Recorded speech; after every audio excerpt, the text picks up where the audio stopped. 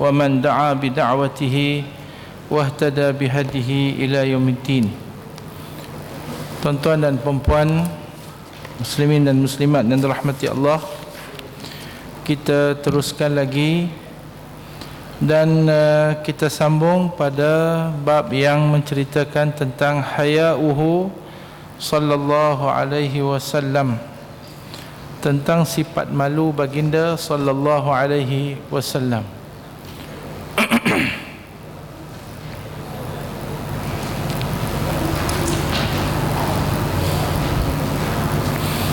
عن أبي سعيد الخدري رضي الله عنه قال: كان النبي صلى الله عليه وسلم أشد حياء من العذراء في خدرها، أخرجه البخاري ومسلم. Abu Sa'id Al-Khudri berkata radhiyallahu anhu, adalah Nabi sallallahu alaihi wasallam adalah terlebih malu daripada anak dara di dalam biliknya. Jadi baginda sallallahu alaihi wasallam adalah lebih malu daripada seorang gadis perawan. Dan hadis ini diriwayatkan oleh seorang sahabi yang masyhur yang bernama Abu Sa'id Al-Khudri radhiyallahu anhu, dan nama beliau yang sebenar adalah Sa'ad ibn Malik ibn Sinan, yang terkenal sebagai Abu Sa'id Al-Khudri. Ayahandanya bernama Malik ibn Sinan, salah seorang daripada para sahabat yang mati ataupun yang gugur syahid di dalam peperangan Uhud. Abu Sa'id Al-Khudri bersama-sama dengan Rasulullah sallallahu alaihi wasallam di dalam peperangan Khandaq, dan beliau juga adalah salah seorang daripada yang membai'ah Rasulullah sallallahu alaihi wasallam di dalam bai'atul Ridwan. Abu Sa'id menceritakan sebahagian daripada cebisan kehidupan baginda, kehidupan beliau dan para sahabat dengan Rasulullah sallallahu alaihi wasallam. Antaranya, ata alaina Rasulullah sallallahu alaihi wasallam wa nahnu unasun min dha'afatil muslimin min dha'afatil muslimin ma adhunnu Rasulullah ya'rifu ahadan minhum wa inna ba'dahum la yatawara min ba'dihim min al-'ura. Faqala Rasulullah sallallahu alaihi wasallam biyadihi fa adaraha shibha al-halaqah. Qala fastadarat lahu al-halaqah faqala bima kuntum turaji'un. Qalu hadha rajulun yaqra'u lana al-Qur'an wa yad'u lana. Qala fa'udu lima kuntum fihi. Thumma qala الحمد لله الذي جعل في أمتي من أمرت أن أصبر نفسي معهم. ثم قال ليبشر فقراء المؤمنين بالفوز يوم القيامة قبل الأغنياء بمقدار 500 عام. هؤلاء في الجنة يتنعمون وهؤلاء يحاسبون. Hadis ini diriwayatkan oleh Abu Daud. Baik. Iaitu menceritakan, kata beliau, satu ketika Rasulullah sallallahu alaihi wasallam datang kepada kami, dha'afatul muslimin, orang-orang yang dhaif di kalangan orang-orang Islam, yang kami menyangka Rasulullah tidak mengenali seorang pun daripada kalangan mereka. Kenapa? Kerana semua mereka pakaian tak cukup, maka mereka berselindung di sebalik kawan masing-masing. Kau ni lindung kat kau ni, kau ni lindung kat kau ni, untuk menutup bahagian badan yang tidak ada pakaian untuk menutupnya. Kemudian Rasulullah mengarahkan supaya dengan jarinya, dengan tangannya, supaya mereka kembali berkumpul bagaimana sebelum Nabi SAW tiba kepada mereka. Maka mereka pun buat balik halaqah mereka.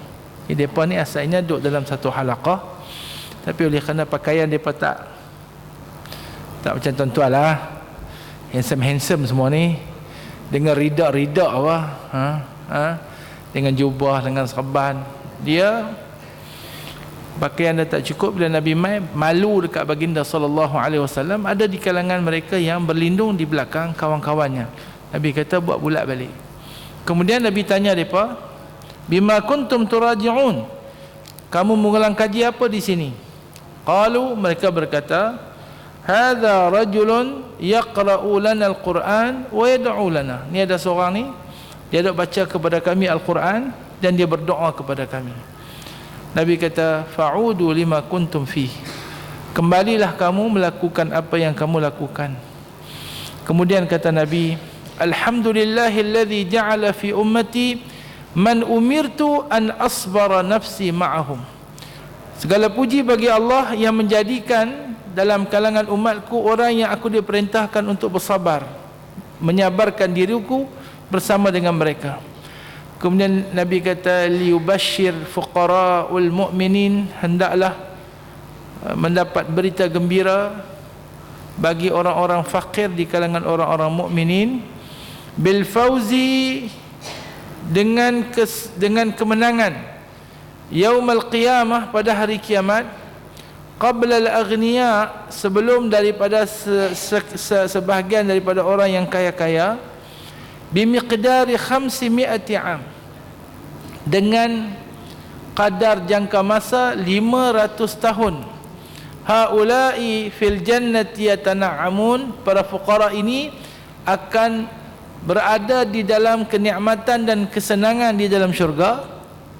Wa haula'i yuhasabun, dalam keadaan orang-orang kaya tu tak selesai lagi daripada hisab. Hadis ini diriwayatkan oleh Abu Dawud. Wallahu a'lamu bihaqiqati hadha al-hadith. Dan Abu Sa'id Al-Khudri wafat pada tahun 63 Hijriyah. Baik. Jadi Abu Sa'id menceritakan kepada kita bahawa Rasulullah sallallahu alaihi wasallam terlebih malu daripada seorang gadis perawan. Wa an Abdullah ibn Umar radhiyallahu anhuma qala, marra an-nabiy sallallahu alaihi wasallam ala rajulin wa huwa yu'atibu akhahu fil haya, innaka latastahi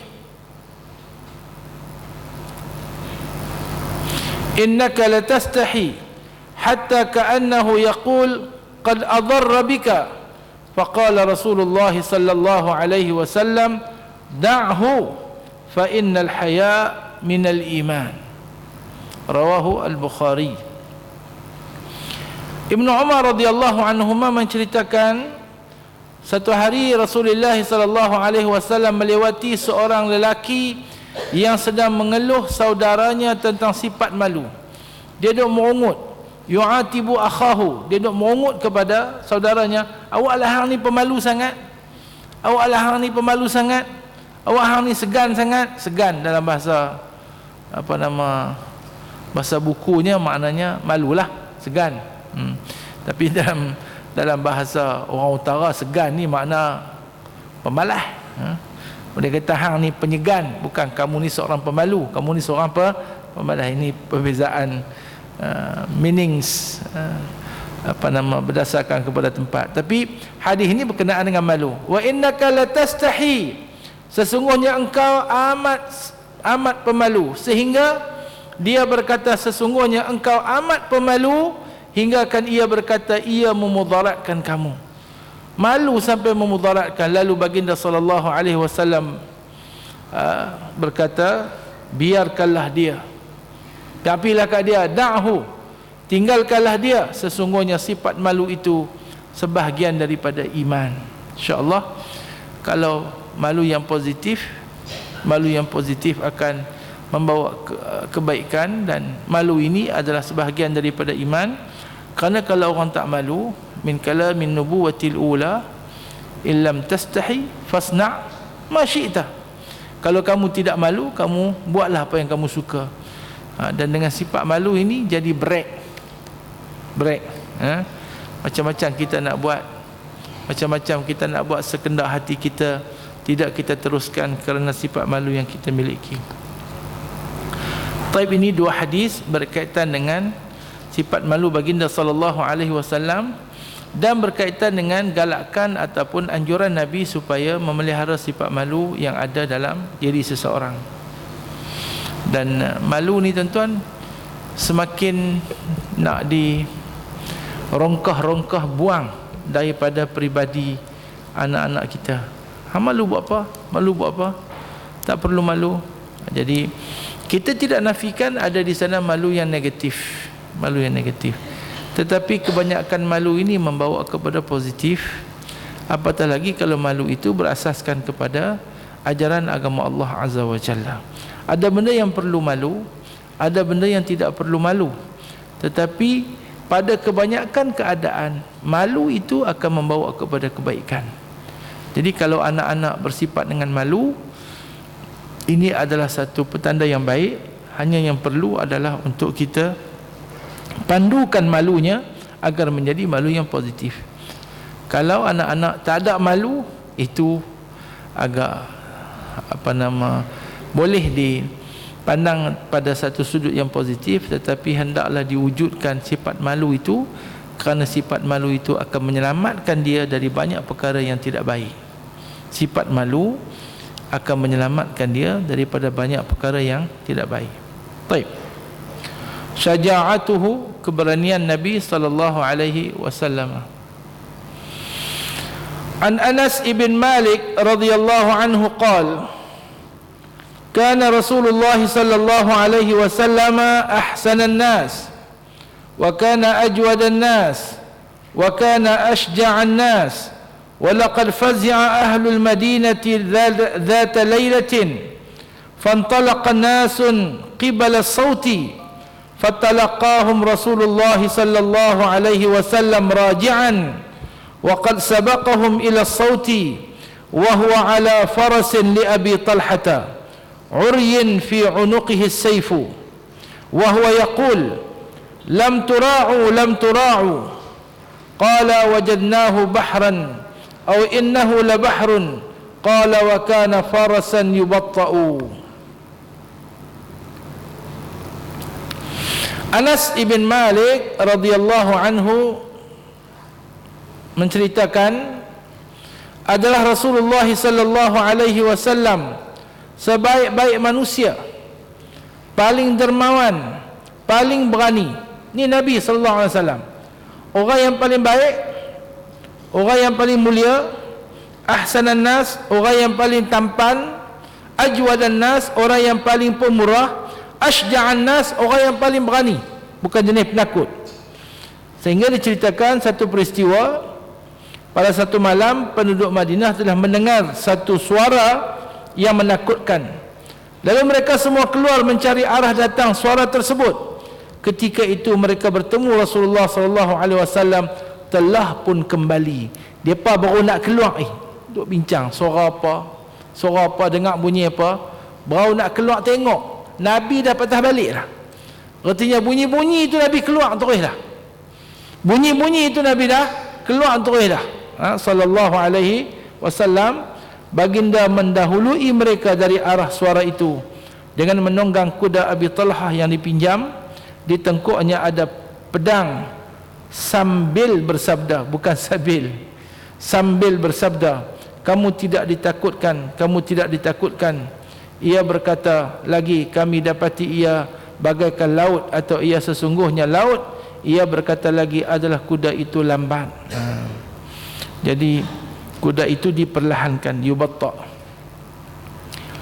Wa qala Ibnu Umar radhiyallahu anhuma,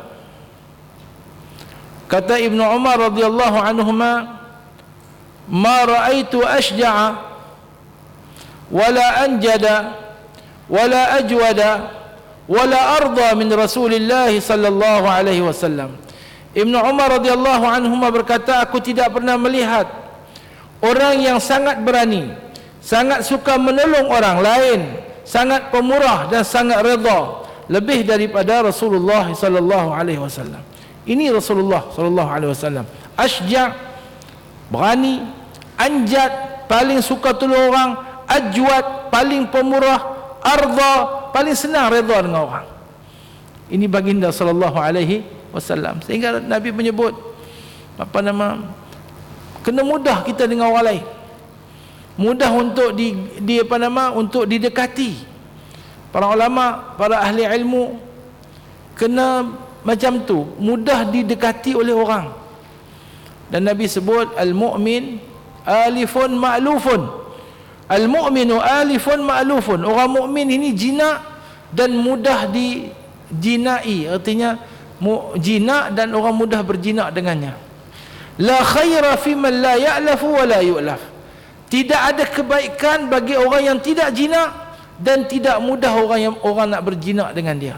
Susah semua. Nak jumpa pun payah, nak bercakap pun payah. Jadi harapnya pendukung agama Allah Azza wa Jalla bersifat dengan apa yang disifatkan kepada Nabi sallallahu alaihi wasallam. Baik. Mukjizat Nabi sallallahu alaihi wasallam. Qala Rasulullah sallallahu alaihi wasallam an Thawban qala Rasulullah sallallahu alaihi wasallam inna Allah zawa liyal arda fara'aitu masyariqaha wa magharibaha wa inna ummati sayablughu mulkuha ma zuyali minha. Rasulullah sallallahu alaihi wasallam bersabda, sesungguhnya Allah telah membentangkan bumi bagiku, lalu aku dapat melihat timurnya dan baratnya. Kekuasaan umatku di muka bumi ini meliputi apa yang dibentangkan kepadaku. Artinya akan sampai ataupun akan tersebar agama Allah Azza wa Jalla, dan kekuasaan Islam ini akan menguasai dunia ini. Di mana matahari bersinar, disitulah adanya sampainya dakwah Rasulullah sallallahu alaihi wasallam.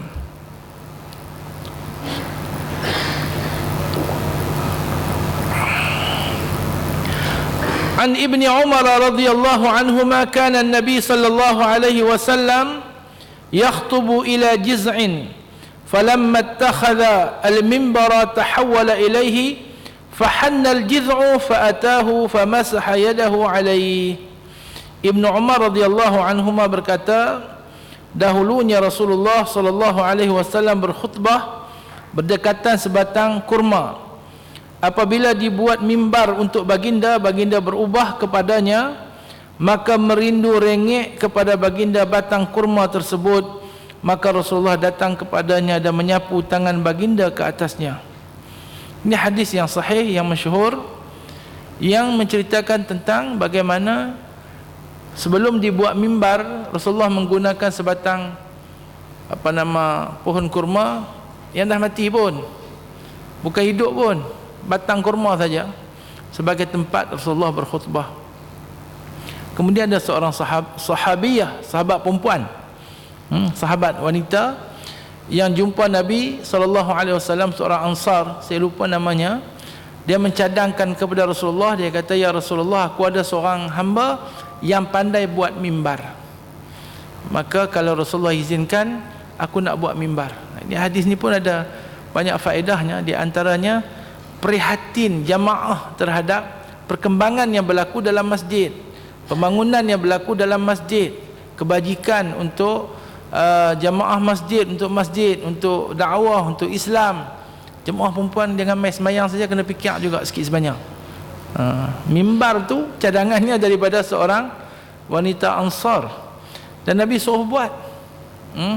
Nabi suruh buat, dan akhirnya apabila dibuat mimbar, maka Rasulullah tidak lagi menggunakan batang tamar itu, menggunakan mimbar yang 3 tangga yang dijadikan tempat Rasulullah sallallahu alaihi wasallam berkhutbah. Akhirnya batang kurma ini satu hari dia didengari dia menangis teresak-esak.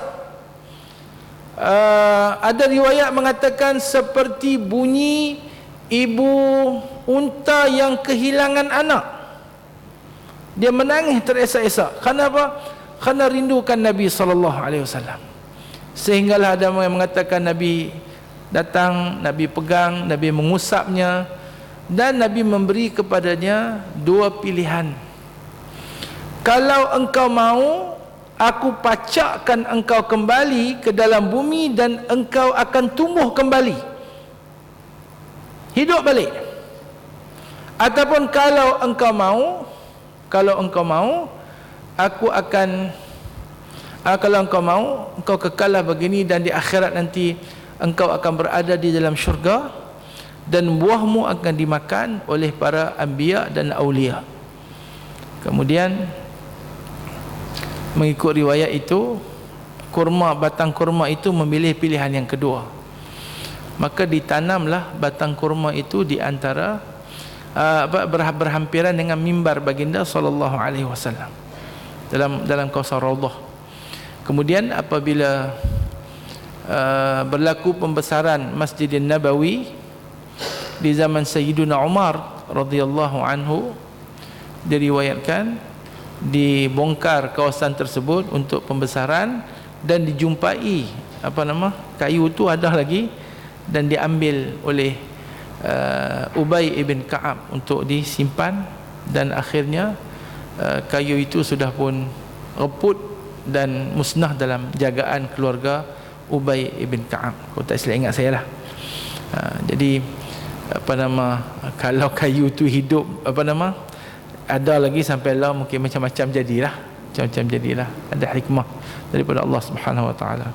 Jadi walau bagaimanapun ada beberapa faedah yang besar daripada mukjizat yang besar ini, iaitu bagaimana pohon yang tidak ada nyawa, yang kayu yang sudah mati pun merasai rindu kepada Nabi sallallahu alaihi wasallam. Bagaimana kita manusia yang bernyawa, yang ada hati perut, yang ada akal dan perasaan, yang kononnya kenal Nabi sallallahu alaihi wasallam, yang kononnya beriman dengan Nabi sallallahu alaihi wasallam, tetapi amat malang kalau kita tidak rindukan baginda sallallahu alaihi wasallam. Dan ini di antara faedah yang besar dalam hadis ini, di samping faedah prihatin ataupun perhatian yang diberikan oleh jamaah masjid terhadap apa yang berlaku dalam masjid walaupun mereka orang-orang perempuan. Wa an Anas qala kunna ma'a Umar baina Makkah wal Madinah akhadha yuhaddithuna an ahli Badr faqala inna Rasulullah sallallahu alaihi wasallam la yuriyana masari'ahum bil ams. Qala ay hadha masra'u fulan insyaallah gadan. Qala Umar walladhi ba'athahu bil haqq ma akhta'a watik wa ju'ilu fi bi'rin فأتاهم النبي صلى الله عليه وسلم فنادى يا فلان يا فلان ابن فلان يا فلان ابن فلان هل وجدتم ما وعدكم ربكم حقا فإني وجدت ما وعدني ربي حقا. Anas ibn Malik radhiyallahu anhu berkata, kami bersama dengan Umar radhiyallahu anhu pada satu hari. Mereka bersama dengan Sayyidina Umar radhiyallahu anhu di satu tempat di antara Makkah dan Madinah. Umar menceritakan kepada kami tentang ahli Badar. Beliau berkata, Rasulullah sallallahu alaihi wasallam memperlihatkan kepada kami tentang kematian tentera Quraisy pada hari tersebut. Baginda bersabda, ini tempat mati fulan si fulan esok insya-Allah. Tani pula tempat mati si fulan bin si fulan. Nabi tahulah tani wani akan. Ini mukjizat baginda sallallahu alaihi wasallam. Umar berkata, demi Allah yang mengutuskan Nabi Muhammad sallallahu alaihi wasallam dengan kebenaran, tidak salah sama sekali apa yang disebut oleh Rasulullah sallallahu alaihi wasallam. Orang-orang yang gugur tu memang gugur betul, di tempat mereka akan gugur. Lalu mayat-mayat tentera Quraisy dimasukkan ke dalam satu lubang. Baginda mendatangi mayat-mayat tersebut lalu menyeru, wahai fulan ibn fulan, wahai fulan ibn fulan, adakah kamu mendapati apa yang dijanjikan oleh Tuhan kamu itu satu kebenaran? Maka sesungguhnya aku telah mendapati apa yang dijanjikan oleh Tuhanku satu kebenaran. Nabi bercakap dengan orang mati. Hadis ni kalau sahabat tanya, depa dengar ke? Depa lebih dengar daripada kamu. Depa lebih dengar daripada kamu, kerana mereka sudah berada di alam yang lain. Baik.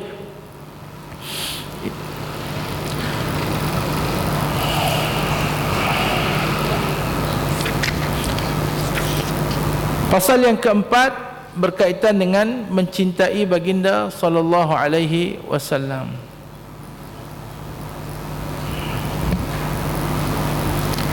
Dan kelebihan berselawat ke atas baginda sallallahu alaihi wasallam. An Abi Hurairah radhiyallahu anhu anna an-nabiy sallallahu alaihi wasallam qala fawalladhi nafsi biyadihi la yu'minu ahadukum hatta akuna ahabba ilaihi min walidihi wa waladihi. Abu Hurairah radhiyallahu anhu menyatakan bahawa Rasulullah sallallahu alaihi wasallam bersabda, demi Tuhan yang jiwaku di dalam genggamannya, demi Tuhan yang jiwaku berada di dalam kekuasaannya, tidak beriman seorang daripada kamu sehinggalah dia mencintai aku melebihi bapaknya dan anaknya sallallahu alaihi wasallam. Wa an Anas radhiyallahu anhu an Rasulillah sallallahu alaihi wasallam qala thalathun man kunna fihi wajada halawatal iman ay yakuna Allah wa rasuluhu ahabba ilaihi min siwahima mimma siwahuma wa ay yuhibbal mar'u la yuhibbuhu illa lillah wa ay yuhibbal mar'a la yuhibbuhu illa lillah wa ay yakraha ay ya'uda fil kufri kama yakrahu ay yuqdhafa fin nar.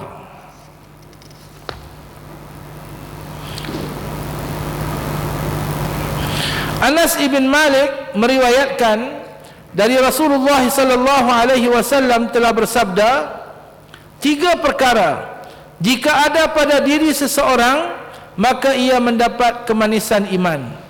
Dia menjadikan Allah dan Rasulnya lebih dicintai olehnya dari apa yang selain keduanya. Dia mencintai seseorang, tidak mencintainya melainkan kerana Allah, dan dia benci untuk kembali kepada kekufuran seperti dia benci dihumbankan ke dalam api neraka. Sadaqa Rasulullah sallallahu alaihi wasallam. Jadi hadis yang pertama, hadis Abu Hurairah, menceritakan syarat kesempurnaan iman itu mesti mencintai Nabi sallallahu alaihi wasallam. Hadis yang kedua menceritakan seseorang itu tidak sekali-kali akan merasai kemanisan iman, tidak akan mencapai kepada darjat keimanan yang tinggi. Allahu alam. Dalam kita mengaji tauhid sekolah menengah dulu, dia kata iman ni ada lima apa? Dia ada iman ni ada 5 tahap. Tahap paling bawah sekali namanya iman taklid. Kan? Kita 5 kata kita 4. Tahap paling bawah sekali namanya iman taklid. Tahap yang kedua namanya iman ilmu. Tahap yang ketiga namanya iman ayan. Tahap yang ketiga iman ayan. Tahap yang keempat iman haq. Mana dulu? Hak ke haqiqah? Tahap yang keempat iman hakikat. Dan tahap yang keempat imanul haq. Dan tahap yang yang paling tinggi iaitu iman al-haqiqah. Jadi yang bawah tu iman awam, iman taklid, ikut-ikutan. Tahap yang atas sikit iman ilmu, berilmu berkenaan dengan keimanan. Kemudian atas lagi iman ayan, iman orang-orang salihin, iman orang-orang yang salihin, yang beriman kepada Allah Azza wa Jalla dengan sepenuh hati. Kemudian tahap yang atas lagi iaitu imanul awliya, iman wali-wali yang memberikan tumpuan yang sepenuhnya kepada Allah Azza wa Jalla, yang hatinya tetap dengan Allah Azza wa Jalla pada setiap ketika. Dan iman yang hakikat itu, iman para nabi dan mursalin, tidak dapat dicapai kecuali oleh para nabi dan mursalin, iaitu orang yang menerima wahyu daripada Allah Azza wa Jalla. Baik. Dalam mengecapi keimanan yang sebenar ini, di antara caranya Nabi mengajar kita, yang pertama, ayyakunallahu wa rasuluhu ahabba ilaihi mimma siwahuma. Meletakkan Allah dan Rasul di puncak kasih sayang. Tidak ada yang lebih dikasihi, tidak ada yang lebih dicintai, tidak ada yang lebih diberi perhatian. Tidak ada sayang ni, tuan-tuan, cinta ni kita bagi perhatian, kita bagi pemberatan, kita bagi perhatian, kita bagi lebih, kita bagi kemuliaan kepada yang kita sayang. Jadi kemuliaan, perhatian, kita bagi masa, kita bagi yang paling lebih ni kepada benda yang kita paling sayang. Tidak? Ada anak berapa? 5. Ada anak sayang sekali? Anak kalau sayang sekali, dia panggil anak tu ya, Hasan. Anak ramai, tapi Hasan, ya Hasan, ta'al ya Hasan, aina anta ya Hasan, khudh hadha ya Hasan, dha' hadha ya Hasan. Semua Hasan. Ini sedap tu Tapi seorang, ada orang tu Hasan. Anak ramai. Kami tanya, wah Hasan dia. Hasan dia sayang sekali. Barak. Bila sayang sekali tu, bukan sayang sekali sayang, 10 kali tak sayang tak. Sayang sekali tu maknanya yang paling dikasihi, itu yang sering disebut-sebut di bibir.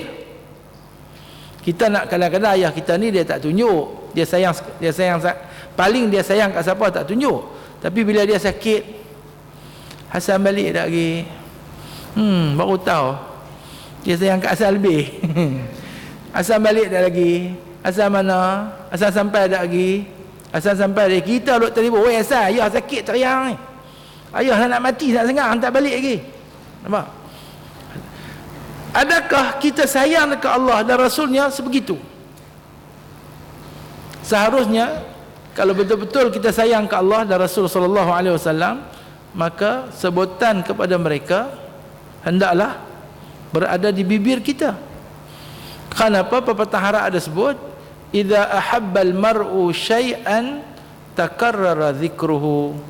Orang tu kalau dia suka sesuatu, dia akan duk sebut-sebut benda tu, berulang-ulang sebutannya di bibirnya.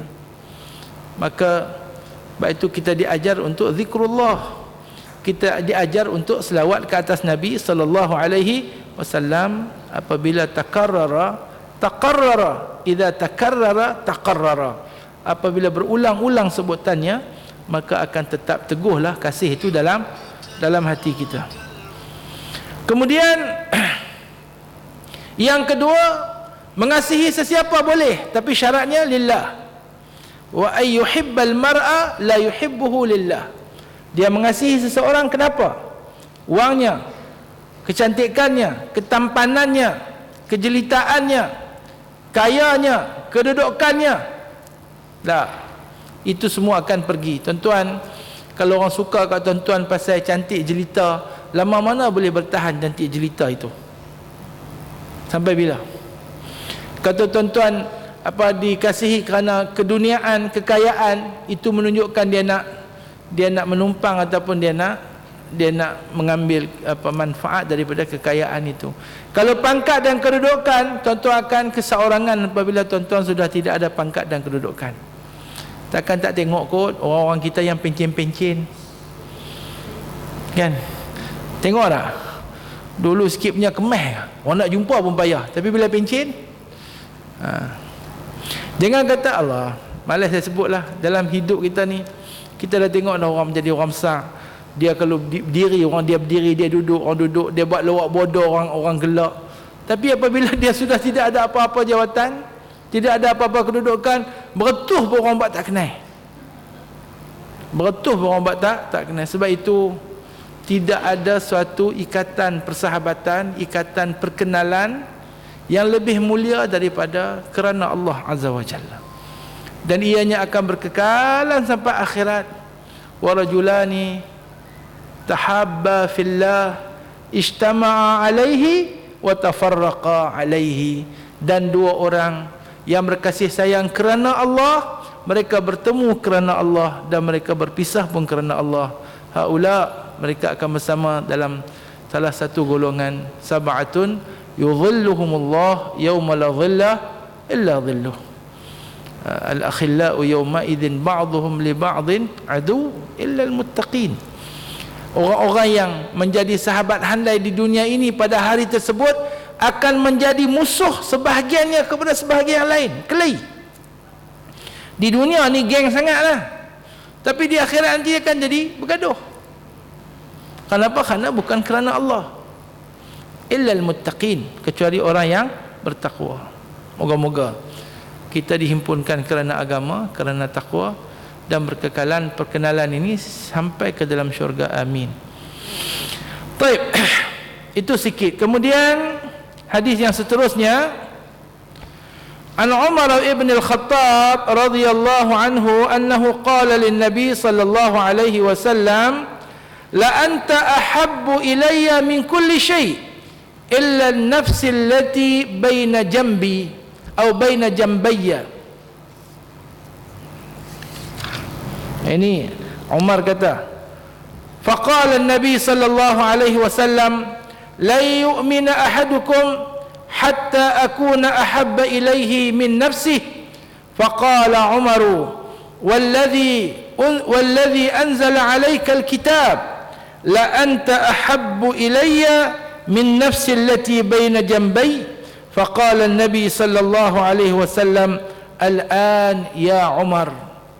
Umar radhiyallahu anhu telah berkata kepada Nabi sallallahu alaihi wasallam, sesungguhnya ya Rasulullah, engkau lebih ku cintai daripada sesuatu apapun melainkan diriku. Diriku dulu dia habaq lagi, ada lebih sikit dia kata melainkan diriku yang berada di antara dua tepiku, dua bahuku ni. Artinya diri dia tu, diri dia tu, jiwa dia dan nyawa dia.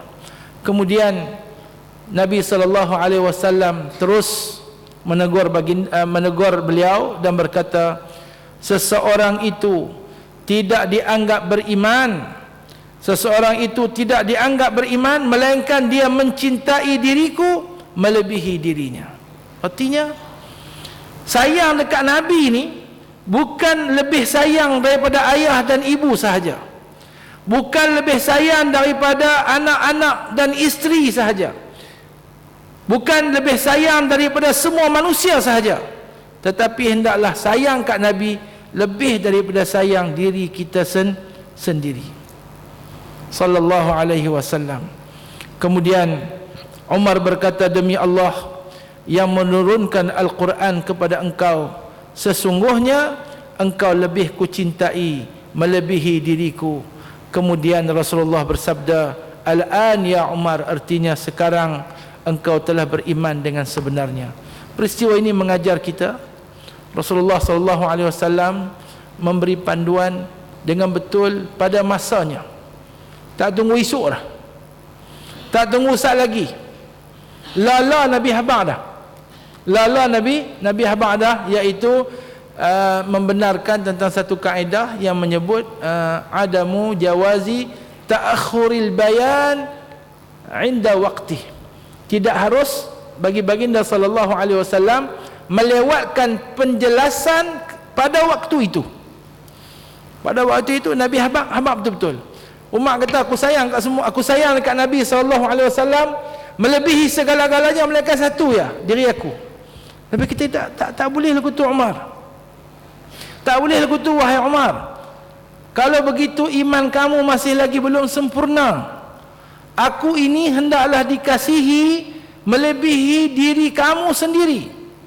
Kemudian Sayyidina Umar membetulkan kenyataannya, demi Tuhan yang menurunkan Al-Quran kepada engkau, engkau lebih aku kasihi daripada diri aku sendiri. Barulah Rasulullah SAW memperakui keimanan Sayyidina Umar radhiyallahu anhu. Baik, fi thawabi mahabbatihi, pahala mengasihi Rasulullah sallallahu alaihi wasallam. An Anas radhiyallahu anhu anna rajulan ata an-nabiy sallallahu alaihi wasallam faqala mata as-sa'ah ya Rasulullah, qala ma a'dadta laha, qala ma a'dadtu laha min kathiri salatin wala sawmin wala sadaqah walakinni uhibbu Allah wa rasulah, qala anta ma'a man ahbabta. Anas radhiyallahu anhu meriwayatkan, suatu hari seorang lelaki datang kepada Nabi sallallahu alaihi wasallam bertanya, bilakah berlakunya kiamat? Okey, bila berlakunya kiamat? Kemudian Nabi SAW bersabda, bertanya kembali kepada beliau, apakah persediaan kamu untuk menghadapinya? Yang tu Nabi ajar, orang ni nak tahu bila kiamat, orang ni nak tahu tanda kiamat, begian. Dan beriman dengan berlakunya kiamat, serta alert dengan berlakunya kiamat, ingat dengan kiamat, ingat dengan kematian ini, akan membuatkan seseorang itu terdorong untuk melakukan amal saleh. Itu yang diajar dalam Islam. Bukan bila kiamat ni kita dulu nak kira bila kiamat berapa puluh tahun dalam YouTube saya tengok kan, berapa puluh tahun yang tu. Takkan kita nak menerokai ilmu Allah, kerana ilmu ni ada dua, ilmu indan nasi mawjudun wa ilmun indal khalqi mawjudun wa ilmun indal khalqi mafqudun, kata Tahawi. Ilmu ni ada dua, satu ilmu yang kita ada, satu lagi ilmu yang kita tak ada. Dan kalau kita cuba untuk menerjah masuk ke dalam kawasan ilmu mafqud, ilmu yang kita takkan dapat, ilmu yang tidak Allah Ta'ala khususkan untuk makhluk, ilmu berkenaan dengan qada qadar, ilmu berkenaan dengan bilanya berlakunya kiamat, maka kita sudah melampaui batas dan kita akan menempa kemusnahan. Saya mengalu-alukan tentang penerangan-penerangan berkenaan dengan alamat-alamat kiamat, dan ianya seharusnya menimbulkan apa yang ditimbulkan oleh Nabi sallallahu alaihi wasallam. Ma a'adatta laha, apa yang kamu persiapkan untuk menghadapi kiamat. Bukan nak tahu bila berlakunya kiamat, bukan nak tahu bila berlakunya kiamat. Dia kata berapa hari bulan sebelah nak berlaku gelap bumi sekerat. Ni hak yang nak pergi cerita ke orang kata tu dah terlepas, tak ada terlepas lagi. Lepas dah kan? Awak tak gelap pun sekerat. Kita tak nafikan peristiwa gelap sekerat, cerah sekerat tu akan berlaku. Ni lama dah ayat tu saya ni masalah tak ingat bila Allah Ta'ala jadikan kamu siang selamanya. Siapa nak umai malam apabila Tuhan jadikan kamu siang malam selamanya, siang selamanya. Allah yarham Syekh Khair Tayyib ahli falak Pulau Pinang, qadi besar dulu, dia kata dalam falak ni dikatakan bumi ni akan sampai satu tahap sebelum dia kona dia kona kan, kita matahari naik daripada timur tu, dia nak kona daripada timur ke barat tu, dia akan berhenti dulu, kata dia lah, Allah yarhamuh. Bila berhenti tu akan ada sebelah bumi ni siang, ada akan sebelah bumi ni malam saja untuk satu tempoh yang panjang, sampai dia mengatakan puluhan tahun, wallahu a'lam. Okey, jadi bila ada orang kata akan berlaku macam tu, saya tak nafikan. Tok guru saya pernah kata begitu, mungkin akan berlaku. Kemudian duk teka tarikh sekian. Ini benda ilmu Allah Ta'ala, qada Allah. Kita nak menceroboh benda yang tidak seharusnya. Ingat kiamat. Bila sahabat tanya kiamat, apa jawab Nabi? Mata sa'ah ya Rasulullah, qala ma a'adatta laha. Bila ingat kiamat, yang kena ingat apa yang kita persiapkan untuk kiamat. Itu lebih penting. Daripada berlaku lah, tak berlaku ke, alamat besar ke, alamat kecil, itu dia, kita tahu ke dia tak tahu, dia tetap akan berlaku. Ada orang nak tanya saya, Dajjal keluar tak lagi? Kerana dikatakan Dajjal sudah keluar. Mungkin keluar, mungkin tak keluar, saya kata, saya tak tahu. Al-ilmu indallah. Berkenaan dengan ilmu itu ada pada Allah Azza wa Jalla, tidak ada pada kita. Apa yang perlunya, kalau Dajjal keluar, kita bagaimana? Kan? Baik. Kemudian jawab sahabat ini, qala ma a'adadtu laha min kathiri salatin wala saumin. Dia kata, beliau menjawab, aku tidak bersedia dengan salat yang banyak, puasa yang banyak, sedekah yang banyak. Namun begitu aku amat mencintai Allah dan Rasulnya. Lalu Nabi SAW bersabda, engkau akan bersama mereka yang engkau cintai. Sallallahu alaihi wasallam. Ini nak habaq kepada kita kepentingan mengasihi Allah dan Rasul, bahkan kepentingan mencintai Rasulullah sallallahu alaihi wasallam. Kenapa? Karena Nabi kata, anta ma'a man ahbabta. Ada riwayat lain dia kata, illa anni uhibbuka ya Rasulullah. Tak ada lain yang aku nak bawa pergi akhirat ni kecuali satu, aku ni sayang kepadamu ya Rasulullah. Rasulullah kata, anta ma'aman ahbabta, kamu akan bersama yang kamu sayang. Sehingga perawi hadis ni Anas ibn Malik, dia kata, tidak ada satu perkataan yang disebut oleh Nabi sallallahu alaihi wasallam, tidak ada satu sabdaan baginda sallallahu alaihi wasallam yang lebih membuatkan aku gembira, dia kata, melainkan apabila Nabi berkata, anta ma'aman ahbabta. Melainkan Nabi berkata, di akhirat nanti kamu akan bersama orang yang kamu sayang. Li'anni a'rifu, kerana aku tahu, inni uhibbu Rasulullah, aku sayangkan Rasulullah, dia khadam Rasulullah. Wa uhibbu Abu Bakrin, aku sayang Abu Bakar. Wa uhibbu Umar, dan aku sayangkan Umar radhiyallahu anhuma. Jadi Anas gembira pasal dia kata dia yakin dengan kasih sayang dia kepada Rasulullah, kepada Abu Bakar, kepada Umar, ini akan menyelamatkan dia di akhirat kelak. Subhanallah. Jadi tuan-tuan, hari ini balik-balik fikir-fikirlah siapa yang tuan-tuan dan puan-puan sayang sekali dalam kehidupan ini. Saya angkat apa? Apa dia? Saya angkat suami, akan bersama suami di akhirat nanti. Saya angkat isteri, akan bersama isteri di akhirat nanti. Saya yang dekat apa nama pemain bola, akan bersama pemain bola di akhirat nanti. Saya yang kepada artis, akan bersama artis di akhirat nanti. Saya yang kepada si Fulan, akan bersama si Fulan. Saya yang kepada Fulanah bintu Fulanah, akan bersama Fulanah bintu Fulan di akhirat nanti.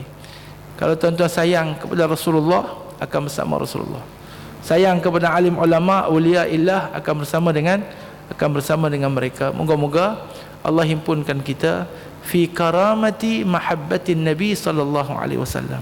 Allah himpunkan kita dalam kemuliaan mengasihi Rasulullah sallallahu alaihi wasallam, dan kita mendapat syafaat baginda di akhirat nanti. Amin. Baik, itu peri pentingnya sayangkan Nabi.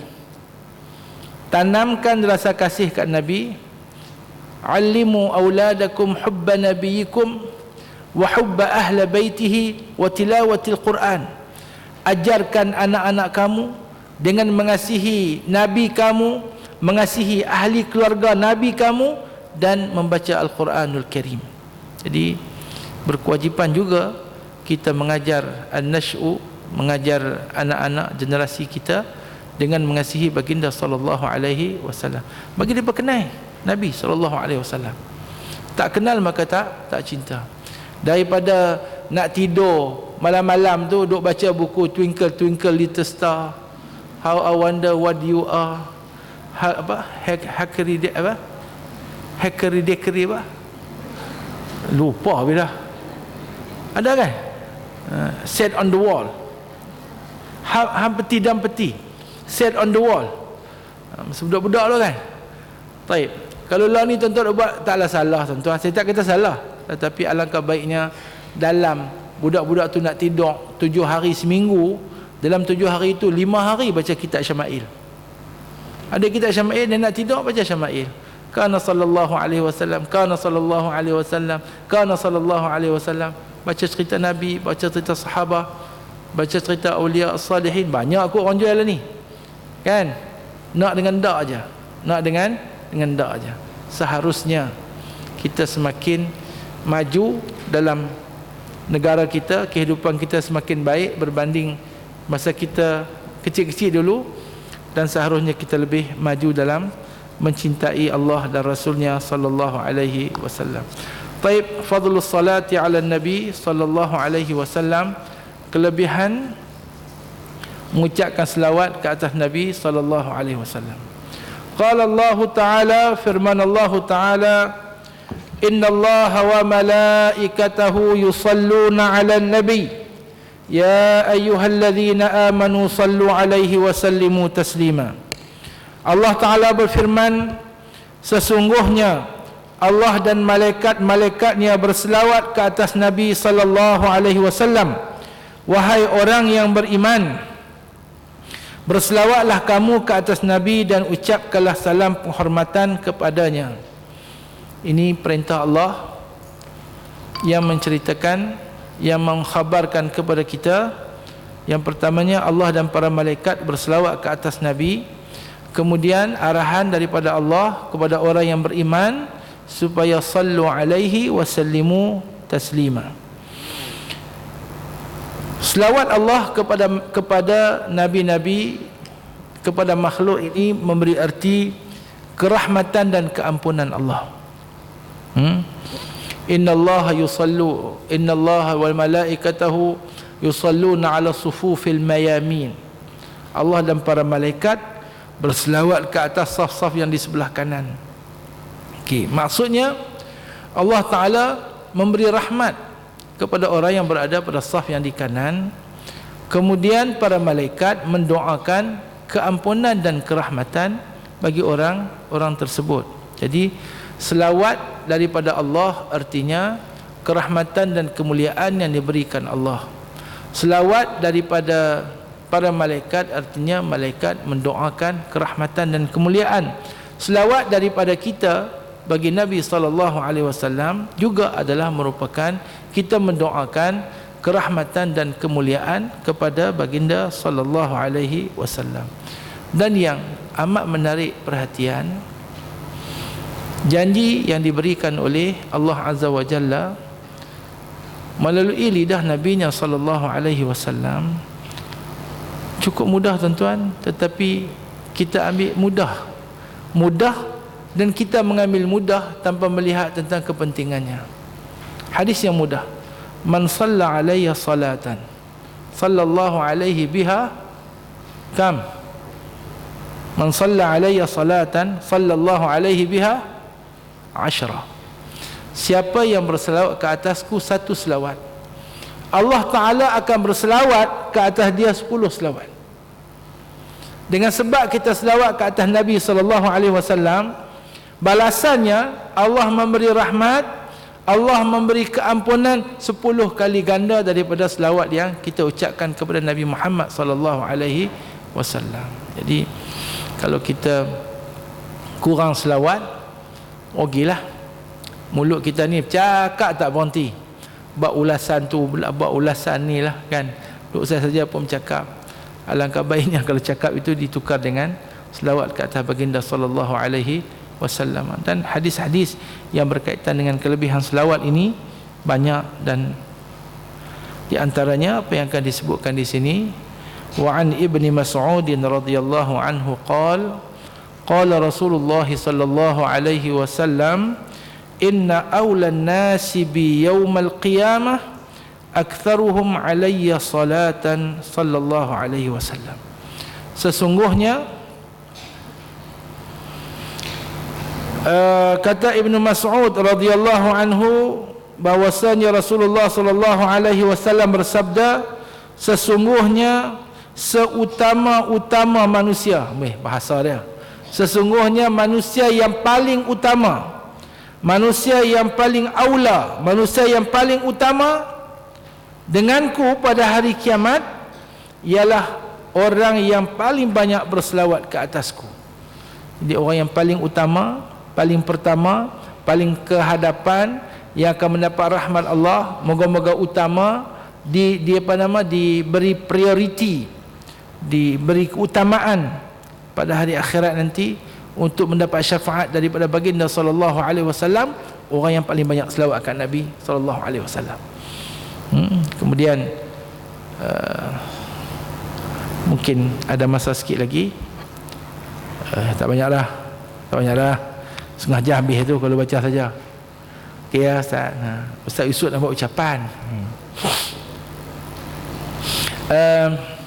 Sikit pengenalan Ibnu Mas'udin. Kita kenal Ibnu Mas'ud, iaitu Abdullah, beliau adalah Abdullah Ibnu Mas'ud. Beliau adalah Abdullah Ibnu Mas'ud Ibnu Ghafil Ibn Habib Al-Hudhali,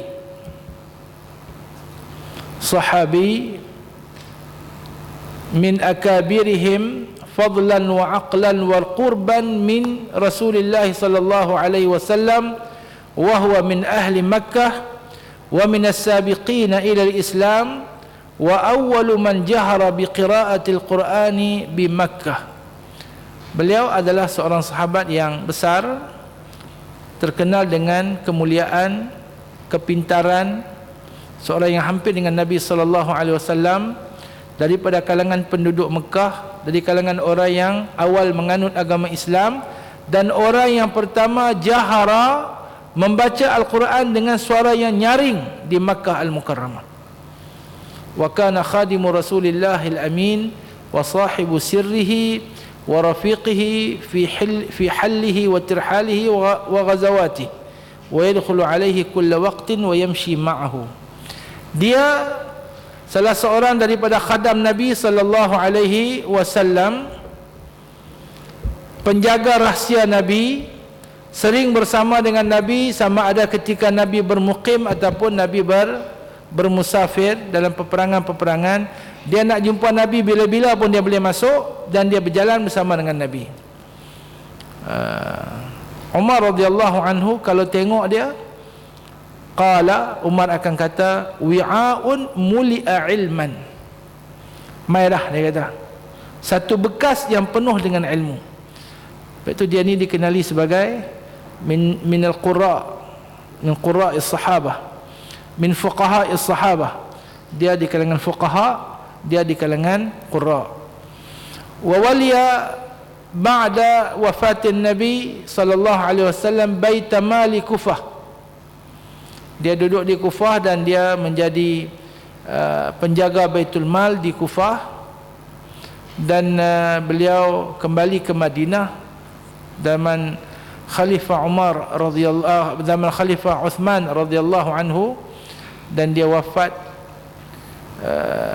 ketika berusia lebih kurang 60 tahun, umur tak panjang, pada tahun 32 Hijrah. Okey, di antara manaqib dia, keistimewaan dia, wa kana qasiran jiddan, dia rendah sangat.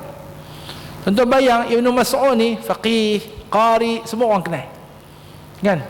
Tapi keadaan dia tu, dia ni rendah. Wa kana qasiran jiddan yakadul julus yuwarunahu, orang duduk semua, dia kalau nak bercakap terginjat-ginjat. Dia orang duduk, dia berdiri, orang duduk, dia berdiri, lindung dia lagi. Itu Ibnu Mas'udin radhiyallahu anhu. Satu. Yang kedua, wa kana yuhibbul ikthar minat tatayyub. Dia suka pakai minyak wangi, dia suka berwangi-wangian, banyak berwangi-wangian. Fa idza kharaja min baitihi arafa jiranu at-tariq annahu marra min tibi raihatihi. Dia keluar dari rumah, dia lalu, orang hak duduk ke tepi jalan tahu apa? Ibnu Mas'ud lalu, bau wangi lalu bau dah tahu Ibnu Mas'ud mai dah. Bau tu dah tahu dah Ibnu Mas'ud datang, kerana wanginya Ibnu Mas'ud radhiyallahu anhu wa ardah. Ini sikit berkenaan dengan Ibnu Mas'ud. Wa ma jaa fi kaifiyati salati alaihi ma rawahu Ibnu Abi Layla qala laqiyani Ka'b ibn Urjata faqala ala uhdi laka hadiyatan kharaja alaina Rasulullah sallallahu alaihi wasallam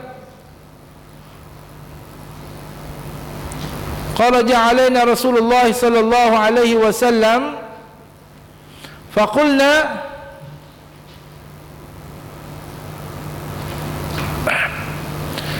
كيف نسلم عليك فكيف نصلي عليك قال فقولوا اللهم صل على محمد وعلى آل محمد كما صليت على إبراهيم وعلى آل إبراهيم إنك حميد مجيد اللهم بارك على محمد وعلى آل محمد كما باركت على آل إبراهيم إنك حميد مجيد. Keterangan kaifiat berselawat ke atas Nabi sallallahu alaihi wasallam. Apa yang diriwayatkan oleh Ibn Abi Layla, katanya, aku bertemu dengan Ka'b ibn Ujrah. Dia berkata, kalau baca Quran Arab, ma huwa kahu, mahukah aku berikan kepada kamu satu hadiah? Ini hadiah. Rasulullah telah keluar kepada kami, lalu kami berkata kepada baginda, sesungguhnya kami telah pun mengetahui cara mengucapkan salam kepada engkau. Bagaimana pula cara untuk kami berselawat ke atas engkau? Rasulullah bersabda, kamu katakanlah, Allahumma salli ala Muhammadin wa ala ali Muhammad kama sallaita ala Ibrahim innaka Hamidum Majid. Allahumma barik ala Muhammadin wa ala ali Muhammad kama barakta ala ali Ibrahim innaka Hamidun Majid. Dan ini adalah sebahagian daripada selawat al-Ibrahimiyah yang masyhur, dan moga-moga yang tamamnya, yang sempurnanya, sebagaimana yang masyhur pada sebahagian riwayat, Allahumma salli ala Muhammadin wa ala ali Muhammad kama sallaita ala Ibrahim wa ala ali Ibrahim fil alamin innaka Hamidun Majid.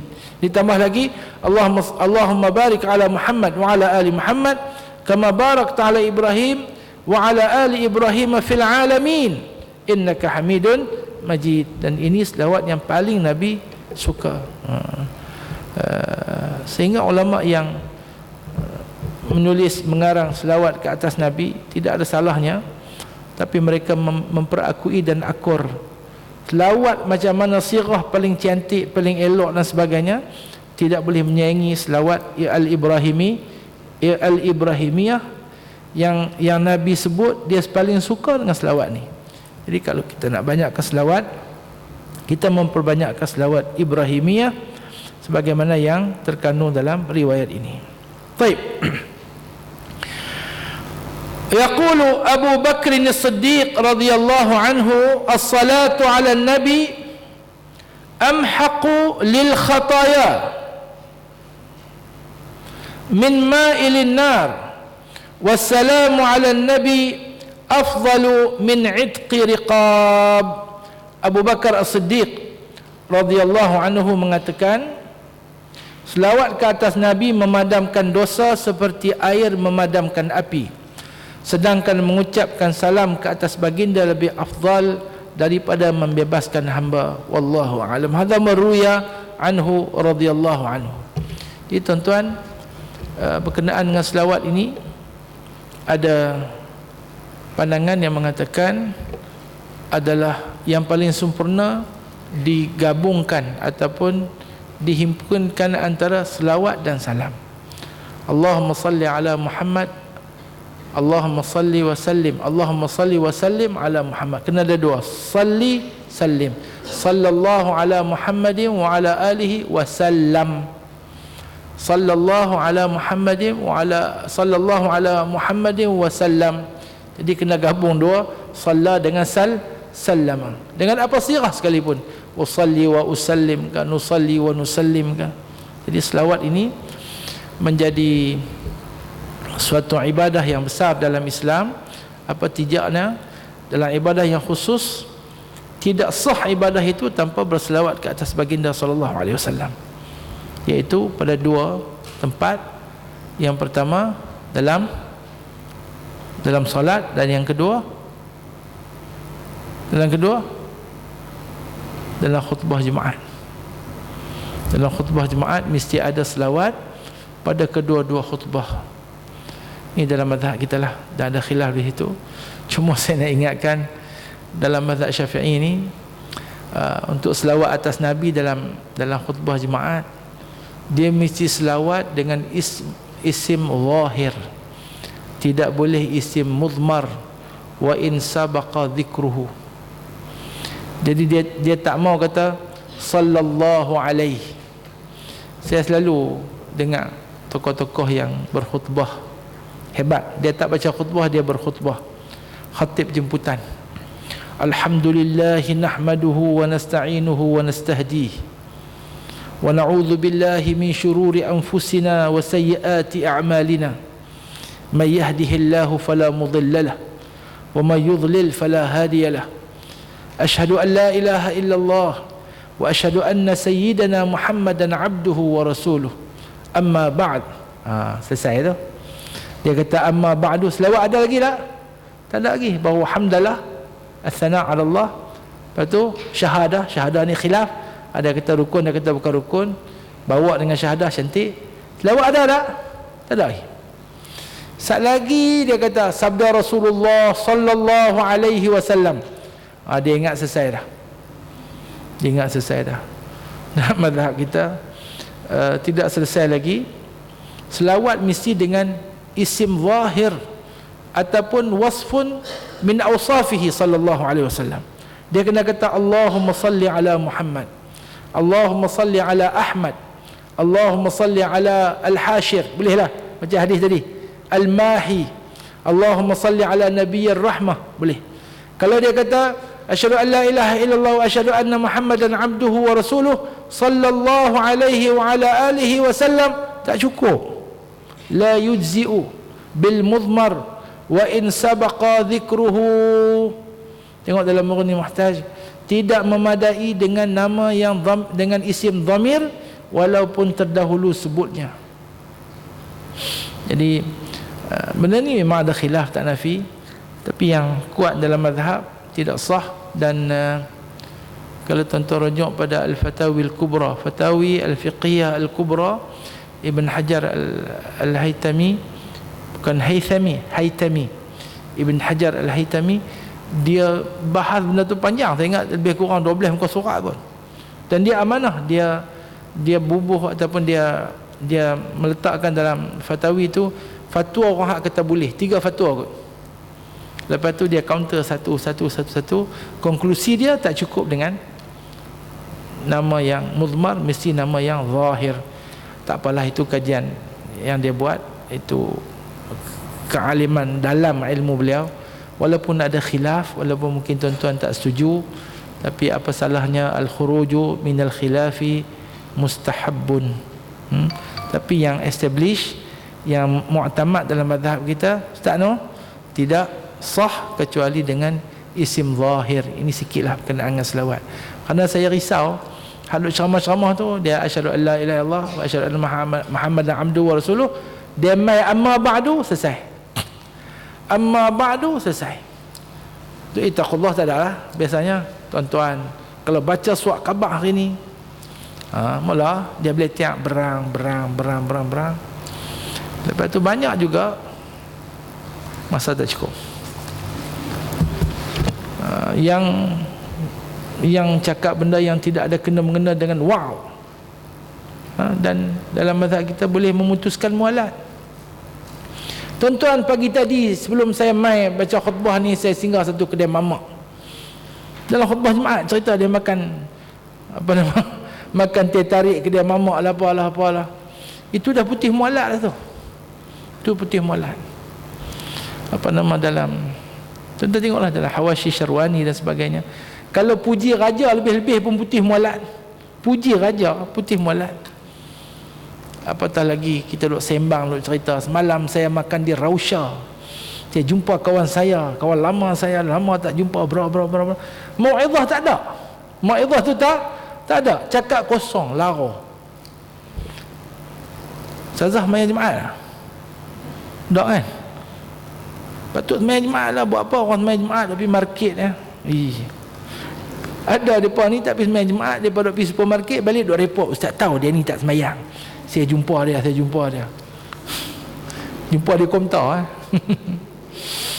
Baik, fasal yang kelima, petunjuk baginda sallallahu alaihi wasallam di dalam ibadah. Okey. Lepas ni kita tak boleh hurai dah panjang, ada siapa pun tak cerita lah. Tuan-tuan balik baca sendirilah, nak kenal siapa-siapa, apa nama Abdullah bin Busur ke siapa ke, cari sendirilah. Cari sendirilah. An Aisyah radhiyallahu anha anna an-nabiy sallallahu alaihi wasallam kana yaqumu min al-lail hatta tatafattarna qadamah. فقال عائشة لما تصنع هذا يا رسول الله وقد غفر الله لك ما تقدم من ذنبك وما تأخر قال أفلا أحب أن أكون عبدا شكورا. Aisyah radhiyallahu anha menceritakan bahawa Nabi sallallahu alaihi wasallam bangun malam sehingga bengkak kedua-dua belah kakinya. Lalu Aisyah bertanya, mengapa engkau melakukan sehingga begini wahai Rasulullah, sedangkan dosamu telah lalu dan akan datang telah pun diampuni oleh Allah? Jawab baginda, bukankah aku suka menjadi hamba yang bersyukur?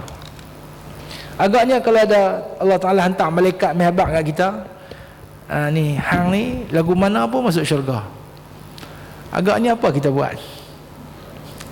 Agaknya lah apa kita buat? Hang ni lagu mana pun masuk syurga, apa kita buat? Apa kita buat? Kalau saya apa pun tak buat. Nak buat apa dah? Masuk syurga lah, tidak? Tidak pada Nabi sallallahu alaihi wasallam. Bukan kerana syurga, bukan kerana neraka, tetapi kerana mensyukuri Allah azza wa jalla. Ibadah sampai bengkak-bengkak kaki. Kita makan sampai bengkak-bengkak kaki. Kena gout, ya, kena gout, bengkak kaki. Kawan-kawan tu bengkak kaki. Kawan-kawan dengan kita sekali bengkak kaki. Itu bezanya. Anil Qasim ibn Muhammad qala sami'tu Aisyah radhiyallahu anha taqul kanat salatu Rasulillah sallallahu alaihi wasallam min al-laili 10 raka'atin yutiru bi sajdatin wa yarka'u rak'atayn al-fajr fatilka 13 rak'atan. Al-Qasim ibn Muhammad mendengar Aisyah radhiyallahu anha berkata, adalah salat malam Rasulullah sallallahu alaihi wasallam 10 rakaat, kemudian salat witir 1 rakaat dan salat sunat fajar 2 rakaat, keseluruhannya 13 rakaat. Wa an Abi Hurairah radhiyallahu anhu an Nabi sallallahu alaihi wasallam qala idza qama ahadukum bil lail min al-lail falyaftatih salatahu bi rak'atayn khafifatain. Abu Hurairah radhiyallahu anhu menyatakan bahawa Nabi sallallahu alaihi wasallam bersabda, apabila seorang kamu ingin bangun malam, maka hendaklah dia memulakan dengan salat sebanyak 2 rakaat yang ringan. Jangan jangan terus masuk gear 5, gear 1, gear 2, gear 3, gear 4 baru gear 5. Dan tuan-tuan tengoklah sembahyang baginda sallallahu alaihi wasallam dalam hadis-hadis yang lain, baginda bukan baca qul ya qul wallah macam kita, tapi kalau kita boleh bangun juga baca qul ya qul wallah pun adalah lebih baik daripada kita tak bangun. Baik. Wa an Ali radhiyallahu anhu qala kana akhiru kalami Rasulillah sallallahu alaihi wasallam as-salah ittaqullaha fima malakat aymanukum. Ali radhiyallahu anhu berkata, kata-kata terakhir yang diucapkan oleh Rasulullah sallallahu alaihi wasallam ialah as-salah, bertakwalah kamu pada budak yang kamu miliki, iaitu berlaku baik kepada hamba sahaya. Ini memperjelaskan tentang kalau perkataan yang terakhir yang disebut oleh Nabi adalah as-salah di antaranya antaranya ila rafiqil a'la. Dan ada isu dalam masalah ini. Wallahu taala a'lamu bihaqiqati al-amri. Apa yang penting, perhatian kepada salat, perhatian kepada sembahyang, memperbanyakkan sembahyang. Nabi kata ada sahabat minta dia tolong Nabi masukkan dia masuk syurga. Nabi kata hang kena tolong aku pula, nak bagi hang masuk syurga. Macam mana? Dia kata bi kathratis sujud, dengan memperbanyakkan sujud. Sembahyang ini satu benda yang asas, salat. Dan tidak ada ibadah yang menyaingi afdalnya salat ini berbanding dengan ibadah-ibadah yang lain. Baik itu bila orang dok buat pertandingan pengimarahan masjid, kan? Ini ini pandangan lah ni. Kalau tuan-tuan terima pun tak apa, tak terima pun tak kurang pun tidak memberi apa-apa kekurangan. Tuan-tuan terima pun tak bagi apa-apa kelebihan.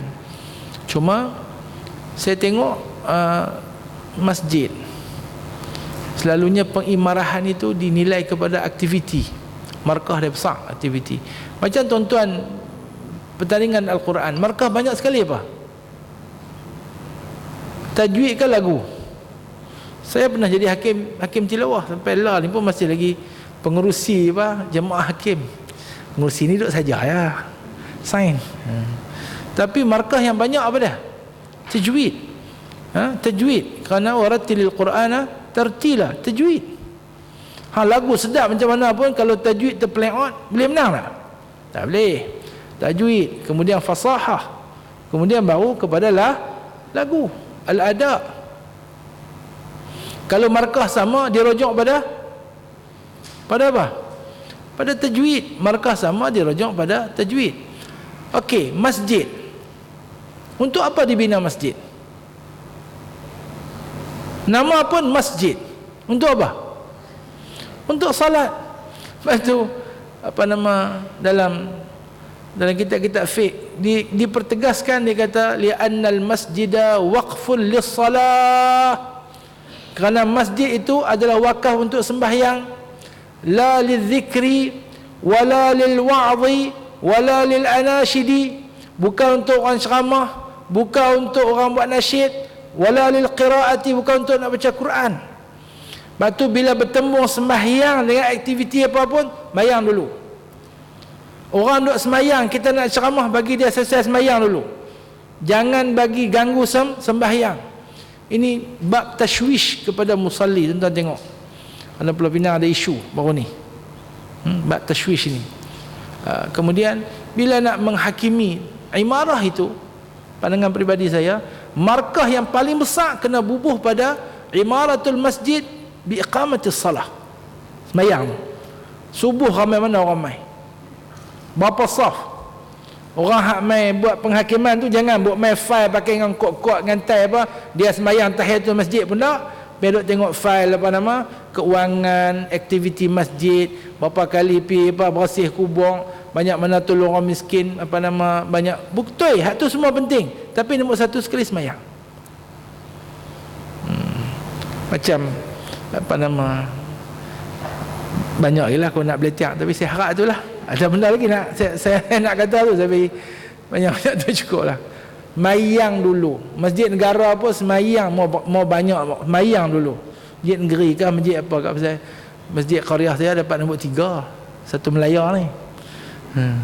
Tapi saya harap supaya imarah masjid itu yang nombor 1 sekali adalah iqamatus salah. Innama ya'muru masajidallah man amana billahi wal yawmil akhir, kemudian wa aqamas salah wa ataz zakah wa lam yakhsha illa Allah fa asa ulaika ay yakunu minal muhtadin. Jadi asasnya adalah iqamatus salah, bukan kepada aktiviti sahaja. Ada markah aktiviti tu, tapi iqamatus salah tu kena nombor 1. Dan kita impikan, orang dok kata semayang subuh macam semayang raya, semayang subuh macam semayang macam semayang Jumaat. Antalhata, petunjuk baginda di dalam berpuasa. Allah. Antalhata ibn Ubaidillah radhiyallahu anhu qala anna an-nabiy sallallahu alaihi wasallam kana idza ra'a al-hilal qala Allahumma ahillahu alaina bil yumni wal iman was salamati wal islam rabbi wa rabbuka Allah. Talha ibn Ubaidillah menyatakan bahawa apabila Nabi sallallahu alaihi wasallam melihat anak bulan, baginda akan berkata, Allahumma ahillahu alaina bil yumni wal iman was salamati wal islam rabbi wa rabbuka Allah. Ya Allah, jadikanlah ke atas kami kebahagiaan, keimanan, kesejahteraan dan Islam. Tuhanku dan Tuhanmu adalah Allah. Ni doa masuk awal bulan. Awal tahun. Macam mana awal tahun? Awal tahun, akhir tahun. Jadi ini pun termasuk dalam perkara-perkara yang berulang-ulang setiap tahun. Masyru' atau tidak doa awal tahun, akhir tahun. An Aisyah radhiyallahu anha annaha taqulu kana ahabba ash-shuhuri ila Allah sallallahu alaihi wasallam ay yasumahu Sya'ban thumma yasiluhu bi Ramadan. Aisyah radhiyallahu anha menyatakan bahawa bulan-bulan yang paling disukai oleh Rasulullah sallallahu alaihi wasallam untuk berpuasa ialah Sya'ban, kemudian baginda meneruskannya pada bulan Ramadan. An Anas bin Malik radhiyallahu anhu qala, buang dua kali tape ni. Kana Nabi sallallahu alaihi wasallam yuftiru qabla an yusalli ala rutabat fa in lam takun rutabatun fatumayrat fa in lam takun tumayratun hasawatin min ma. Anas cerita Nabi sallallahu alaihi wasallam berbuka puasa sebelum solat dengan memakan beberapa biji kurma basah. Sekiranya tidak ada, baginda akan berbuka dengan beberapa biji kurma kering. Jadi rutab dengan tamar. Tuan-tuan nak kena tahulah. Rutab kalau ada Nabi makan rutab. Tak ada Nabi makan tamar. Tumairat tasghir. Makna makan tamak bukan makan berlambak-lambak, makan tumairat, qalail, sikit saja. Dan sekiranya tidak ada sesuatu, baginda akan meneguk air. An Abdullah ibn Zubair radhiyallahu anhu qala aftara Rasulullah sallallahu alaihi wasallam 'inda Sa'd bin Mu'adz faqala, ini doa buka puasa, aftara 'indakumus shaimun wa akala ta'amakumul abrar wa sallat 'alaikumul malaikah. Okey. An Rabi'ah bin al-Ghaz annahu sa'ala Aisyah radhiyallahu anha an siyami Rasulillah sallallahu alaihi wasallam faqalat kana yataharra siyam al-ithnain. Nabi amat memberi perhatian kepada puasa pada hari Itsnain. Sebahagian daripada petunjuk baginda sallallahu alaihi wasallam. An Abdullah ibn Busr radhiyallahu anhu kana Rasulullah sallallahu alaihi wasallam idza ata bab qaumin lam yastaqbil al-bab min tilqa'i wajhihi walakin min ruknihi al-ayman aw al-aysar wa yaqulu assalamu alaikum wa dhalika anna ad-duwara lam yakun 'alaiha yawma idzin sutur. Ni adab Nabi ajak. Hadis ni cerita bila Nabi pergi rumah orang, Nabi tak duduk tengah pintu. Nabi akan duduk sama ada di ujung belah kanan ataupun di ujung belah kiri, dan Nabi kata assalamualaikum. Pasal apa? Dulu ni zaman Nabi tu rumah tak ada tudung pintu, tak ada tingkap, tak ada kain hak tudung pintu. Buka pintu akan nampak rumah semua. Rumah kita lagu tu kan lah ni.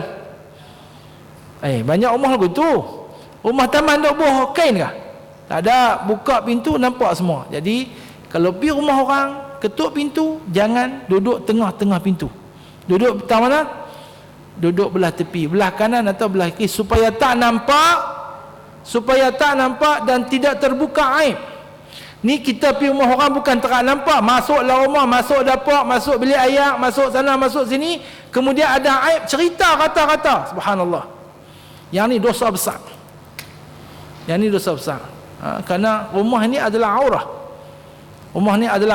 Aurah. Kita bangga pula pergi rumah ustaz tu, ya Allah, terabut. Kita tak tahu apa masalah yang dia hadapi. Itu dia punya hidup, jangan kita interrupt. Dan ada orang dia rasa dia ada kelebihan nak boleh cerita macam tu. Subhanallah, hadza aibun minal uyub, dan dia dah buka depan khalayak ramai, Allah akan buka dia di akhirat nanti di hadapan khalayak ramai tentang keaiban dia, wal a'yadzu billah. An Aisyah radhiyallahu anha kana Rasulullah sallallahu alaihi wasallam idza ra'a ma yuhib. Aisyah kata Nabi bila dia tengok benda dia suka, dia akan baca alhamdulillahilladzi bihi tatimmus salihat. Mengingatkan dapat alhamdulillahilladzi bihi tatimmu as-salihat. Tengok benda kita berkenan, alhamdulillahilladzi bihi tatimmus salihat. Segala puji bagi Allah yang mana dengannya sempurnalah segala kebaikan. Wa idza ra'a ma yakrah, bila dia tengok benda yang dia benci, dia kata alhamdulillah ala kulli hal. Alhamdulillah di atas semua keadaan dan ketika. Subhanallah. Tapi yang penting alhamdulillah juga. Wa an Aisyah radhiyallahu anna Nabi sallallahu alaihi wasallam kana idza akhadha madja'ahu, Nabi bila nak tidur, nafatha fi yadayhi, Nabi akan hembus pada dua tangannya, wa qara'a bil mu'awwidhatain, dan dia akan baca dua mu'awwidzah, iaitu qul a'udzu birabbil falaq dengan qul a'udzu birabbin nas, wa masaha bihi ma jasadahu. Kemudian Nabi akan sapu-sapu bahagian-bahagian yang boleh sampai dengan tangannya. Okey. Wa an Abi Bakrah radhiyallahu anhu 'an Nabi sallallahu alaihi wasallam annahu kana, Nabi Abi Bakrah kata idza ja'ahu amru sururin, kalau datang kepada Nabi berita yang mengembirakan, au busyira bihi, ataupun diberi berita, kalau datang urusan yang menggembirakan ataupun diberitahu dengan sesuatu yang menggembirakan, kharra sajidan syakiran lillah. Tengok pesan-pesan anak dapat 5A, kharra sajidan syakiran lillah. Dan Nabi tak ada lah anak ambil UPSR, tapi kita ni sepatutnya tengok anak keluar dapat A banyak, kharra sajidan syakiran lillah. Ataupun duduk di pejabat, isteri telefon, dia kata awak-awak, orang lah panggil lelaki awak-awak ni kerja di laut dia. Awak-awak, kebetulan dia pun tengah duduk mengaitkan, awak-awak, halah aku ni awak-awak pasal apa? Anak kita ni bang dapat apa? Dapat 5A. Dia pun tengah-tengah tiap perahu tu ambil semayang ayat laut.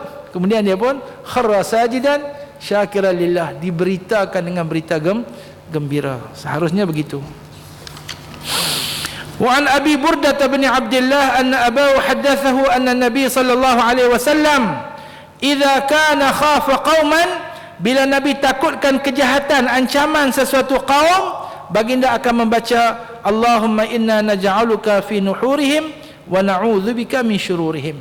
Ya Allah, kami jadikan engkau pada batang tengkuk mereka dan kami mohon dilindungi daripada kejahatan mereka.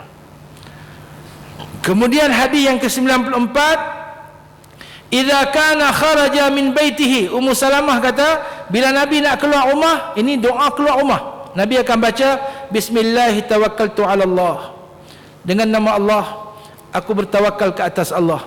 Allahumma inna na'udzubika min an nazilla أو نضل أو نظلم أو نظلم أو نجهل أو يجهل علينا. Kami mohon perlindungan dengan Allah daripada bahawasanya kami tergelincir buat dosa, atau kami sesat, kami menzalimi, kami dizalimi, kami menjahili, kami dijahili, kami buat tak kenal kat orang, orang buat tak kenal kat kami. Ini nak keluar rumah baca doa ni. Kitab di mana hilang?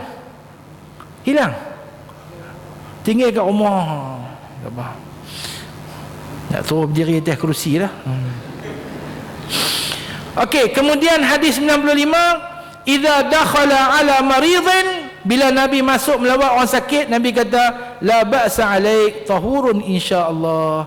Tak ada apa-apa, bersih insya-Allah. Bersih apa? Bersih dosa. Kita kalau pergi tengok orang sakit, macam mana? Okey. Sakit tak mana? Sakit tak perut lah, tak tahu. Pak menekan saya lalu macam ni. 2 kali jemaat tak ada. Okey. An Aisyah radhiyallahu anha, hadis 96, doa Nabi ketika melihat hujan, Allahumma sayyiban nafi'an, ya Allah jadikanlah dia sebagai hujan yang memberi manfaat. An Abi Hurairah radhiyallahu anhu, ini cerita Nabi Hurairah cerita, idza atasa Kalau Nabi SAW bersin, wada'a yadahu, dia akan letak tangannya, au thawbahu, ataupun dia akan letak kain ke apakah, ala fihi, atas mulutnya, wa khafadha, dia akan merendahkan, au ghadha, ataupun dia akan tutupkan, biha sautahu, dengannya suaranya. Ni Hashim tutup, Hashim, untuk direndahkan dan ditutup suara bersin tersebut. An Anas ibn Malik radhiyallahu anhu, bila Nabi menghadapi kesukaran, idza karabahu amrun, kalau Nabi ada ditimpa kesusahan, Nabi banyak berdoa dengan ya hayyu ya qayyum bi rahmatika astaghith, ya hayyu ya qayyum bi rahmatika astaghith, wahai Tuhan yang hidup, wahai Tuhan yang qayyum, yang berdiri dengan sendiri, dengan rahmatmu aku mohon pertolongan. Okey, An Anas ibn Malik radhiyallahu anhu, kana Nabi sallallahu alaihi wasallam idza laqiya ar-rajula fakallamahu, bila Nabi jumpa orang, Nabi bercakap dengan dia, lam yasrif wajhahu anhu, Nabi tak berpaling muka daripada orang tu, hatta yakuna huwa alladhi yasrif atau yansarif, sehingga orang tu yang paling muka. Nabi layan tengok orang tu dengan muka dia, Nabi tak kalih pi kelain selagi orang tu yang dulu kalih. Itu dia. Wa idza safahahu, bila Nabi bersalaman dengan seseorang, lam yanzi' yadahu, dia tak cabut tangan dia, min yadihi, dari tangan orang tu, hatta yakuna huwa alladhi yanzi'uhu, sehingga orang tu yang cabut. Walam yura mutaqaddiman bi rukbatayhi jalisan lahu qattun, dan tidak pernah dilihat Nabi menghulurkan dua lututnya kepada orang yang duduk baginya sekali-kali. Tak duk belunjuk tala kaki kat orang. Okey, lah ni dia ngasilah panggung bah, tunjuk kaki kat orang. Dalam Matlab Badrin ada bab ni, ujung-ujung bab duduk ni. Dulu lagi dah diberi perhatian oleh ulama Melayu kita tentang adab ini. Lah ni duduk cara belagak, duduk cara tidak beradab. Ni Nabi cakap dengan orang, selagi orang tu tak kalih muka, dia tak kalih. Nabi salam dengan orang, selagi orang tu tak tarik tangan, dia tak tarik. Dia tak tarik. Ni kadang salam ujung ya, tak mau salam pun tak ada ujung. Tapi kadang-kadang orang salam dengan kita duk nak cium tangan. Nak cium tangan apalah? Kalau saya ni bukan dia baik sangat, cium tangan orang soleh. Jadi guru murid elok cium tangan guru, terutamanya guru-guru yang salihin. Tapi guru-guru ni jangan masuk dalam hati takabur, bongkak dan sebagainya, dan elok dia tarik tangan dia, biar orang cium. Ni ada suar lagi tangan, murid nak cium dengan dia, nak salam dengan dia tu kena melutut. Ini mubalaghah yang saya tak setujulah. Wallahu alam. Terpulanglah pada masing-masing, saya kurang setuju. Okey. An Abdul Aziz wa huwa ibnu Suhaib qala sa'ala Qatadah Anasan ayu da'watin kana yad'u biha an-nabi sallallahu alaihi wasallam akthar.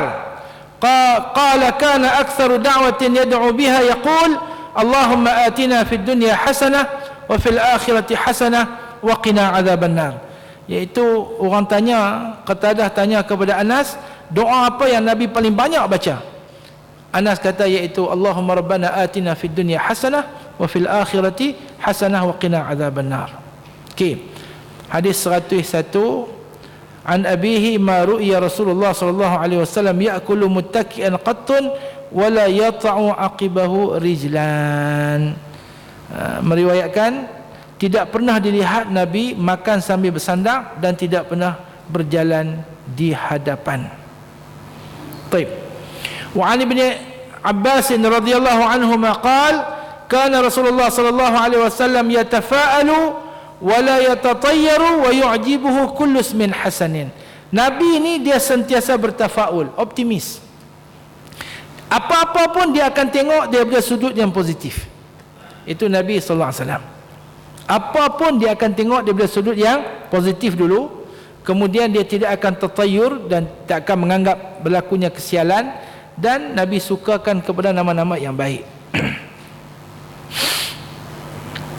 Kemudian daripada petunjuk Nabi lagi sallallahu alaihi wasallam, la yakhruju yaumal fitri hatta yat'am. Hari raya fitrah Nabi takkan keluar untuk sembahyang sehinggalah dia makan dulu, hatta yat'ama. Wala yat'amu yaumal adha hatta yusalli. Raya haji kan, adha, dia sembahyang dulu, lepas tu baru dia makan. Jadi kalau raya puasa makan dulu baru pergi sembahyang raya. Kalau raya haji sembahyang dulu baru makan. Ini hadithu. Kemudian ni tutup imam semua dengar. An Jabir ibn Samurah As-Suwai qala kana Rasulullah sallallahu alaihi wasallam la yutilu al-maw'izata yawm al-jum'ah innama hunna kalimatun yasirat. Nabi tak panjang-panjang bagi nasihat khutbah Jumaat. Yang ada hanya kalimat yasirat, perkataan yang ringkas-ringkas.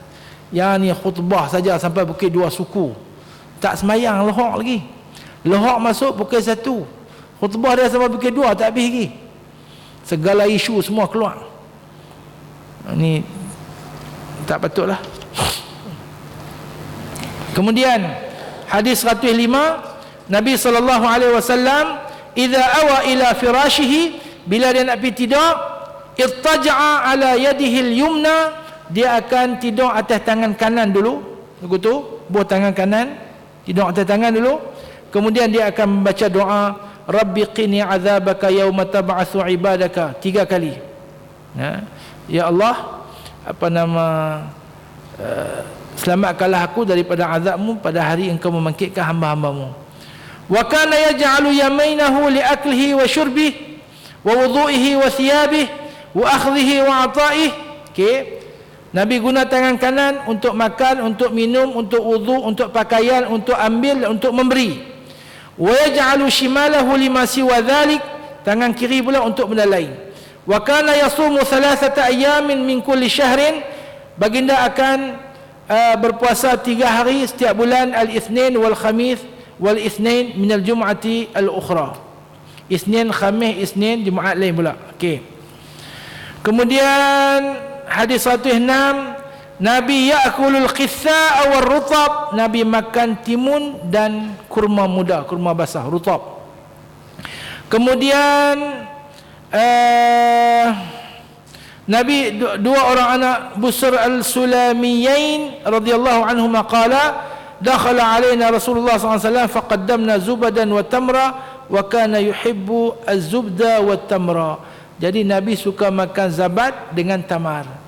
Nabi suka makan lempar susu. Nak kata apa lempar susu tu? Mentega ke? Keju. Keju. Masa 5 minit. Nabi suka makan zubat. Nabi makan zabat ni, satu jenis zabat di Madinah ada sampai lah, namanya iqid. Tuan-tuan kalau pergi dekat orang perempuan tua-tua duk jual dekat masjid apa?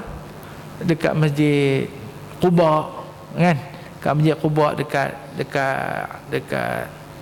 dekat Uhud, tak tengok dia jual ketil-ketui macam ketil-ketil buih tapi keras. Tanya dia, ni iqid? Dia kata iqid, ni iqid, iaitu lempar susu kambing, dia buat secara tradisional, jemuk. Nak makan celup layak. Tu Nabi makan, ada dalam hadis Syama'il. Iqid. Saya try makan, dia masam. Baik.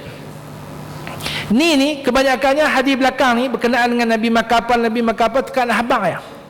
Dan dia bukan sunnah tasyri'iyah. Dia adalah sunnah ghaib tasyri'iyah. Lagi tuan-tuan tak makan timun jadi bid'ah pula, saya sakit kepala. Saya makan bazinjan, tak makan timun. Okey, makan timun okey, tak apa. Makan rutak okey, nak makan tamar pun okey, nak makan peraya katak pun tak apa, nak makan peraya hak tak katak pun tak apa. Mana ada happy peraya ada. Di negara ada peraya kan. Alhamdulillah. Wa an Aisyah radhiyallahu anhu qala kana an-nabi sallallahu alaihi wasallam yu'jibuhu at-tayammun fi tana'ulihi wa tarajjulihi wa tuhurihi wa fi sya'ni kullihi. Jadi hadis ni habaq, Nabi akan mula dengan kanan. Pakai kasut mula kanan, sikat rambut belah kanan dulu, tahur pun kanan dulu, mandi belah kanan dulu, wuduk belah kanan dulu, semua kanan. At-tayammun. Kemudian 110, 109, aktsaru ma kana Nabi sallallahu alaihi wasallam yahlifu la wa muqallibil qulub. Paling banyak sumpah Nabi akan kata la wa muqallibil qulub. Tidak, demi Tuhan yang membolak-balikkan hati. Kita la wallahi alazim. Kalau Arab ni wallahi alazim saja. Tapi Nabi sumpah beliau adalah la wa muqallibil qulub. Tidak, demi Tuhan yang membolak-balikkan hati.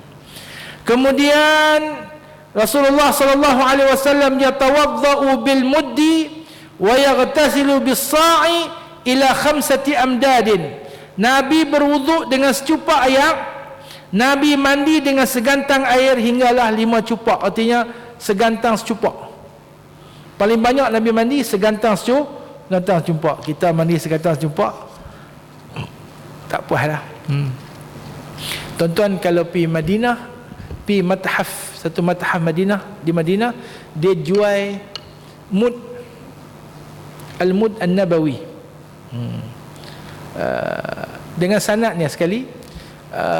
Dia tunjuk mud yang dibuat daripada mud yang diriwayatkan daripada Nabi SAW. Dia ada satu riwayat al-musalsal bil mud, ada musalsal bis sa', kerana orang yang buat tu dia akan kata, aku buat mud aku ini macam mud tok guru aku, tok guru aku buat mud dia macam tok guru dia, sampai kepada sahabat yang kata aku buat mud aku macam mana mud Nabi SAW. Dapat yang apa, sebab tu ada beza-beza pula di Malaysia ni. Pasal apa? Pasal Tok Syekh dulu, masyayikh kita mengaji rata-rata tempat, dia bila buat lama-lama ni ada kecil besar, tahu tak? Sebab tu Kedah punya mud, katanya Syekhul Islam dari Kedah dulu buat balik, mud dia lagu lain sikit, dia besar sikit berbanding dengan mud hak orang lain bawa balik. Tapi yang establishnya satu mud adalah lebih kurang 670 gram. 700 gram tu clear lah, dia lebih kurang sekati lebih sikit. Wallahu a'lam. Bab mud pula. Kemudian Nabi SAW hadis 111, yaqbalul hadiyah, terima hadiah. Kemudian 112, Nabi la yadakhiru syai'an li ghadin, Nabi tak simpan benda untuk esok, biprabih. Kemudian hadis 113, idza khataba, bila Nabi baca khutbah, ihmarrat ainahu, mata dia akan jadi merah, wa ala sautuhu, suara dia akan jadi tinggi, washtadda ghadabuhu, dan kemarahan dia akan bersangatan, hatta ka'annahu minziru jaishin. Ni dalam khutbah yang bersemangatlah, seolah-olah Nabi sedang berucap, memberi pesanan kepada bala tentera. Yaqulu sabbahakum wa massakum, dan dia berkata, bersiaplah di waktu pagi kamu dan di waktu pedang kamu. Sabbahakum wa massakum tu artinya bersiap. Waktu pagi hampa kena bersiap, waktu petang kamu kena bersiap-siap, jangan tunggu. Wa yaqul bu'ithtu ana was-sa'ah kahatain, dibangkitkan aku dengan kiamat macam ni.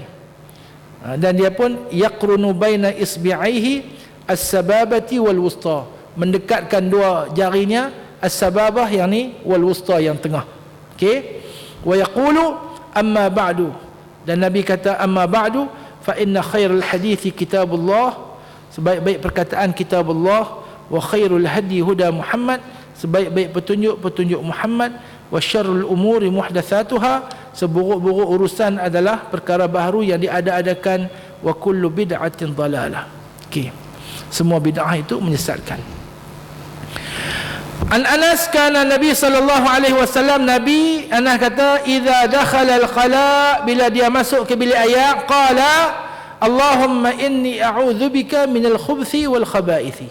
Ini doa Nabi ketika masuk ke dalam tandas. Ani bin Abbas, ini ulang, saya pun tak tahu pasal apa ulang dua kali ni.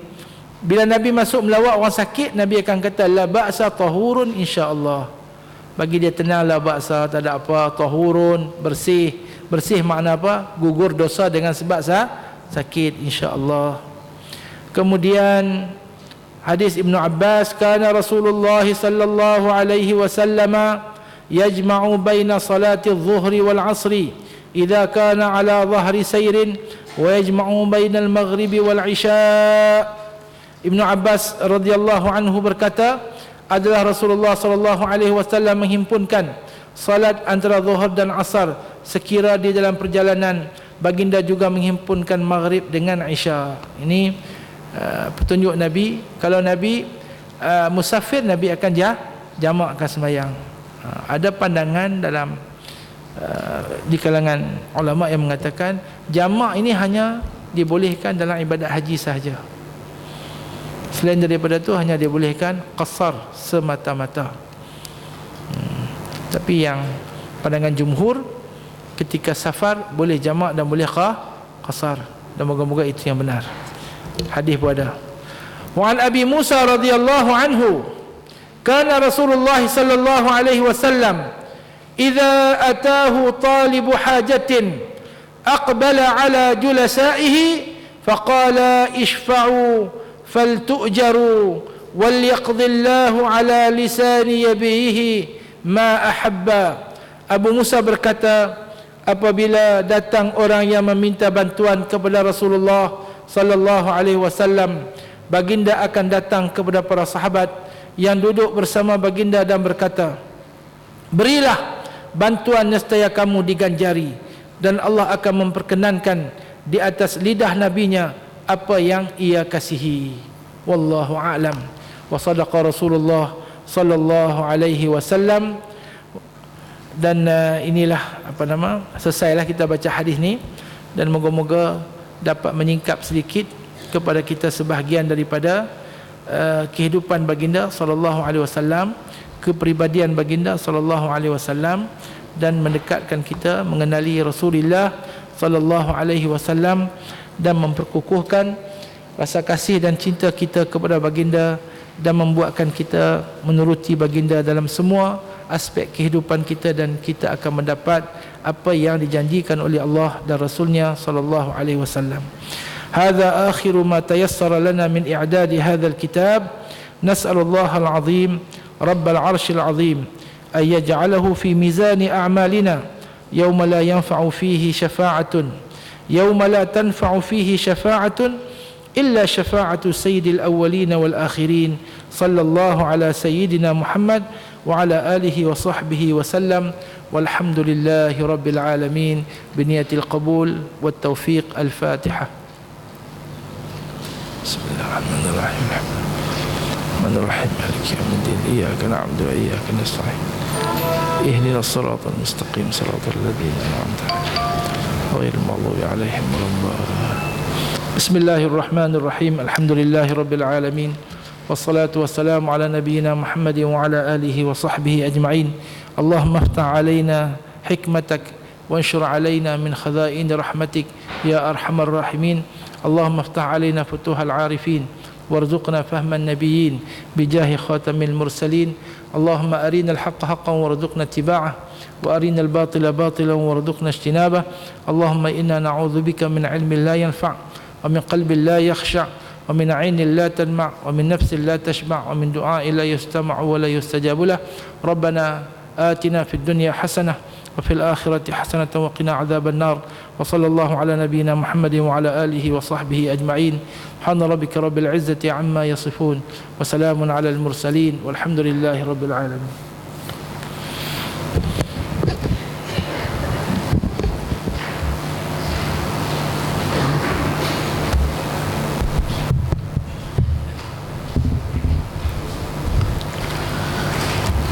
Amin amin ya rabbal alamin. Terima kasih diucapkan kepada Al-Fadhil Ustaz Rosli bin Uthman di atas penyampaian doa dan pembacaan kitab tadi. Tuan-tuan dan puan-puan yang dirahmati Allah sekalian, kita buat sedikit penutupan secara ringkas. Ya, secara ringkas penutupan disebabkan ini merupakan kali yang terakhir untuk tahun ni daurah kitab. Jadi timbalan dia nak berucap sedikit untuk mengucapkan. Terima kasih. Bismillahirrahmanirrahim. Alhamdulillahirabbil alamin wassalatu wassalamu ala asyrafil anbiya'i wal mursalin sayyidina Muhammad wa ala alihi wa sahbihi ajmain. Yang berbahagia Ustaz Yusuf bin Ahmad, Timbalan Imam Besar Masjid Negara, yang dihormati Al-Fadhil Ustaz Rosli bin Uthman, yang dikasihi Ustaz Hafiz bin Abdul Aziz, penolong pengarah kanan unit penyerasan dakwah dan ibadah barisan urus setia program, yang diraihkan tuan-tuan dan puan yang rahmati Allah sekalian. Alhamdulillah, syukur kehadrat Allah Subhanahu Wa Taala, pada petang ini kita diberi kesempatan masa oleh Allah Subhanahu Wa Taala dapat bersama-sama berkumpul dalam satu majlis, iaitu program penutupan daurah kitab siri 4 2015 anjuran Masjid Negara. Program daurah kita ni berlangsung selama 2 hari dan alhamdulillah sudah pun selesai. Untuk makluman tuan-tuan dan puan, program ini merupakan siri yang terakhir untuk tahun ini, oleh kerana sambutan yang menggalakkan, insya-Allah pada tahun hadapan pihak Masjid Negara akan mengadakan lagi program daurah kitab ini. Saya bagi pihak Masjid Negara merakamkan jutaan ribuan terima kasih, terutama kepada Al-Fadhil Ustaz Rosli kerana sudi menyampaikan ilmunya, tuan-tuan dan puan serta semua yang hadir bagi menjayakan program ini. Tuan-tuan dan puan yang dirahmati Allah sekalian, majlis pada petang ini menjemput yang berbahagia Ustaz Haji Yusuf bin Ahmad, Timbalan Imam Besar Masjid Negara, untuk memberikan sedikit ucapan penghargaan, terima kasih dan seterusnya merasmikan program penutupan daurah kitab pada petang ini dan pada tahun ini. Majlis ingat ini mempersilakan.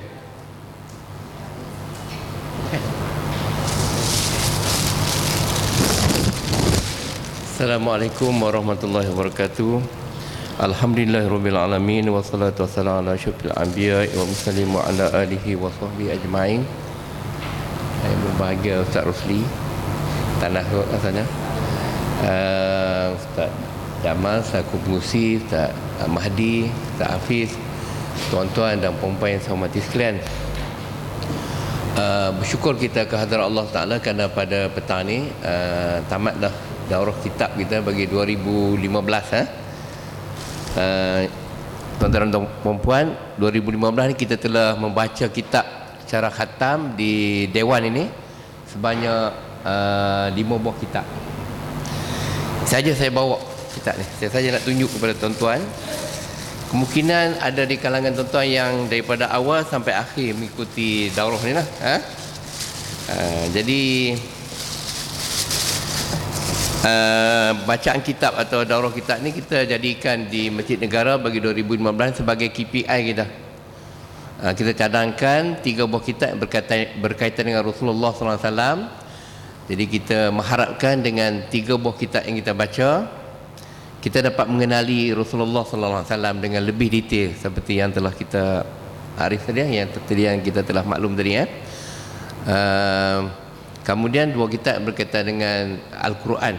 Tapi itu kita punya plan awal kita, tapi nampaknya ada sedikit pindaan di situ. Tapi apapun, saya rasa semuanya itu akan memberi faedah kepada kita. Kitab yang pertama yang kita pernah baca pada bulan Januari kalau tak salah saya, iaitu kelebihan Rasulullah SAW, kelebihan dan kehebatan Rasulullah SAW. Bidayatul Suruf fi Tafdhil Rasulullah SAW. Kitab ini menjelaskan kepada kita tentang kelebihan Rasulullah pada hari kiamat nanti, hari akhirat nanti, dibandingkan dengan para nabi-nabi yang lain. Dan juga diceritakan mengenai hebatnya Rasulullah dibandingkan dengan nabi-nabi yang lain. Kita boleh baca kitab ni, insya-Allah tuan-tuan. Saya tak pasti masih ada simpanan dekat Masjid Negara, saya tak pastilah. Tapi tuan-tuan boleh hubungi Ustaz Rosli, kalau tuan-tuan nak dapat, pasti dia ada. Percuma tuan-tuan, percuma. Itu kehebatan Ustaz Rosli kita ni. Dia bagi percuma tuan-tuan. Kemudian kitab yang kedua, yang ni yang tidak termasuk dalam senarai KPI kita, tapi kita bawa sebab kita masa itu sedang isu akidah, pencerahan akidah ahli sunnah wal jamaah. Ini kita dah baca ini, insya-Allah. Tuan-tuan boleh, kalau nak dapatkan, boleh. Saya tak pastilah, Ustaz tanya Ustaz Hamdi, tengoklah ada simpanan. Ustaz Mahdi. Kemudian yang ketiga kita baca berkaitan dengan kelebihan Al-Quran, Al-Tibyan, kelebihan Al-Quran. Kalau kita baca kitab ni, kita akan dapat mengenali kehebatan Al-Quran, adabnya dan sebagainya.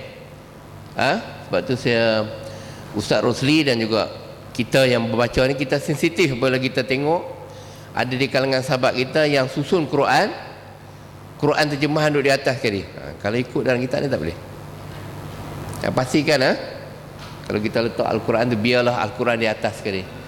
Dia ada adab-adab di sini. Kita dah baca dah ni. Okey. Dan yang baru ni kita baca Syama'il Muhammadiyah, keagungan kepribadian Rasulullah SAW. Ada 415 hadis. Tadi kita baca kitab yang tadi 117 hadis.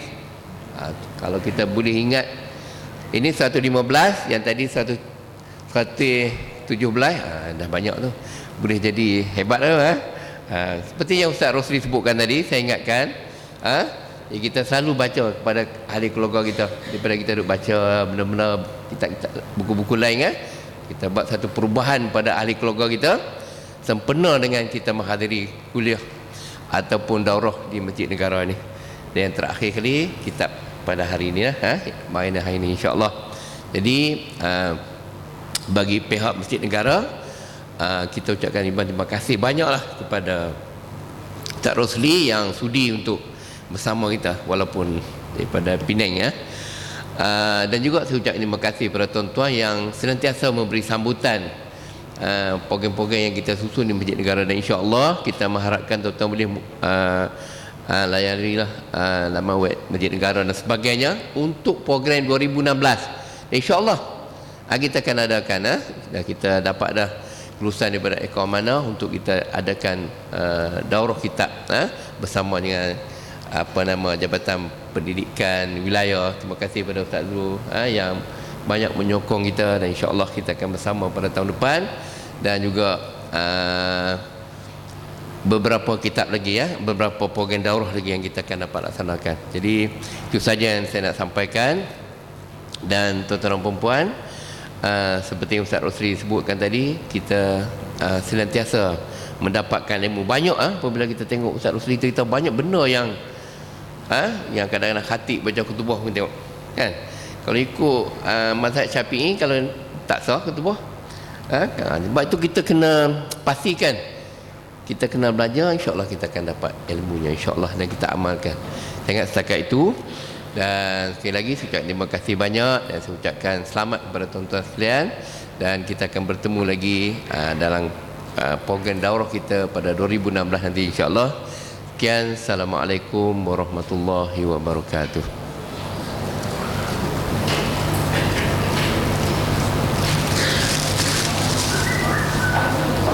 Terima kasih diucapkan kepada yang berbahagia Ustaz Haji Yusof bin Ahmad di atas ucapan tadi.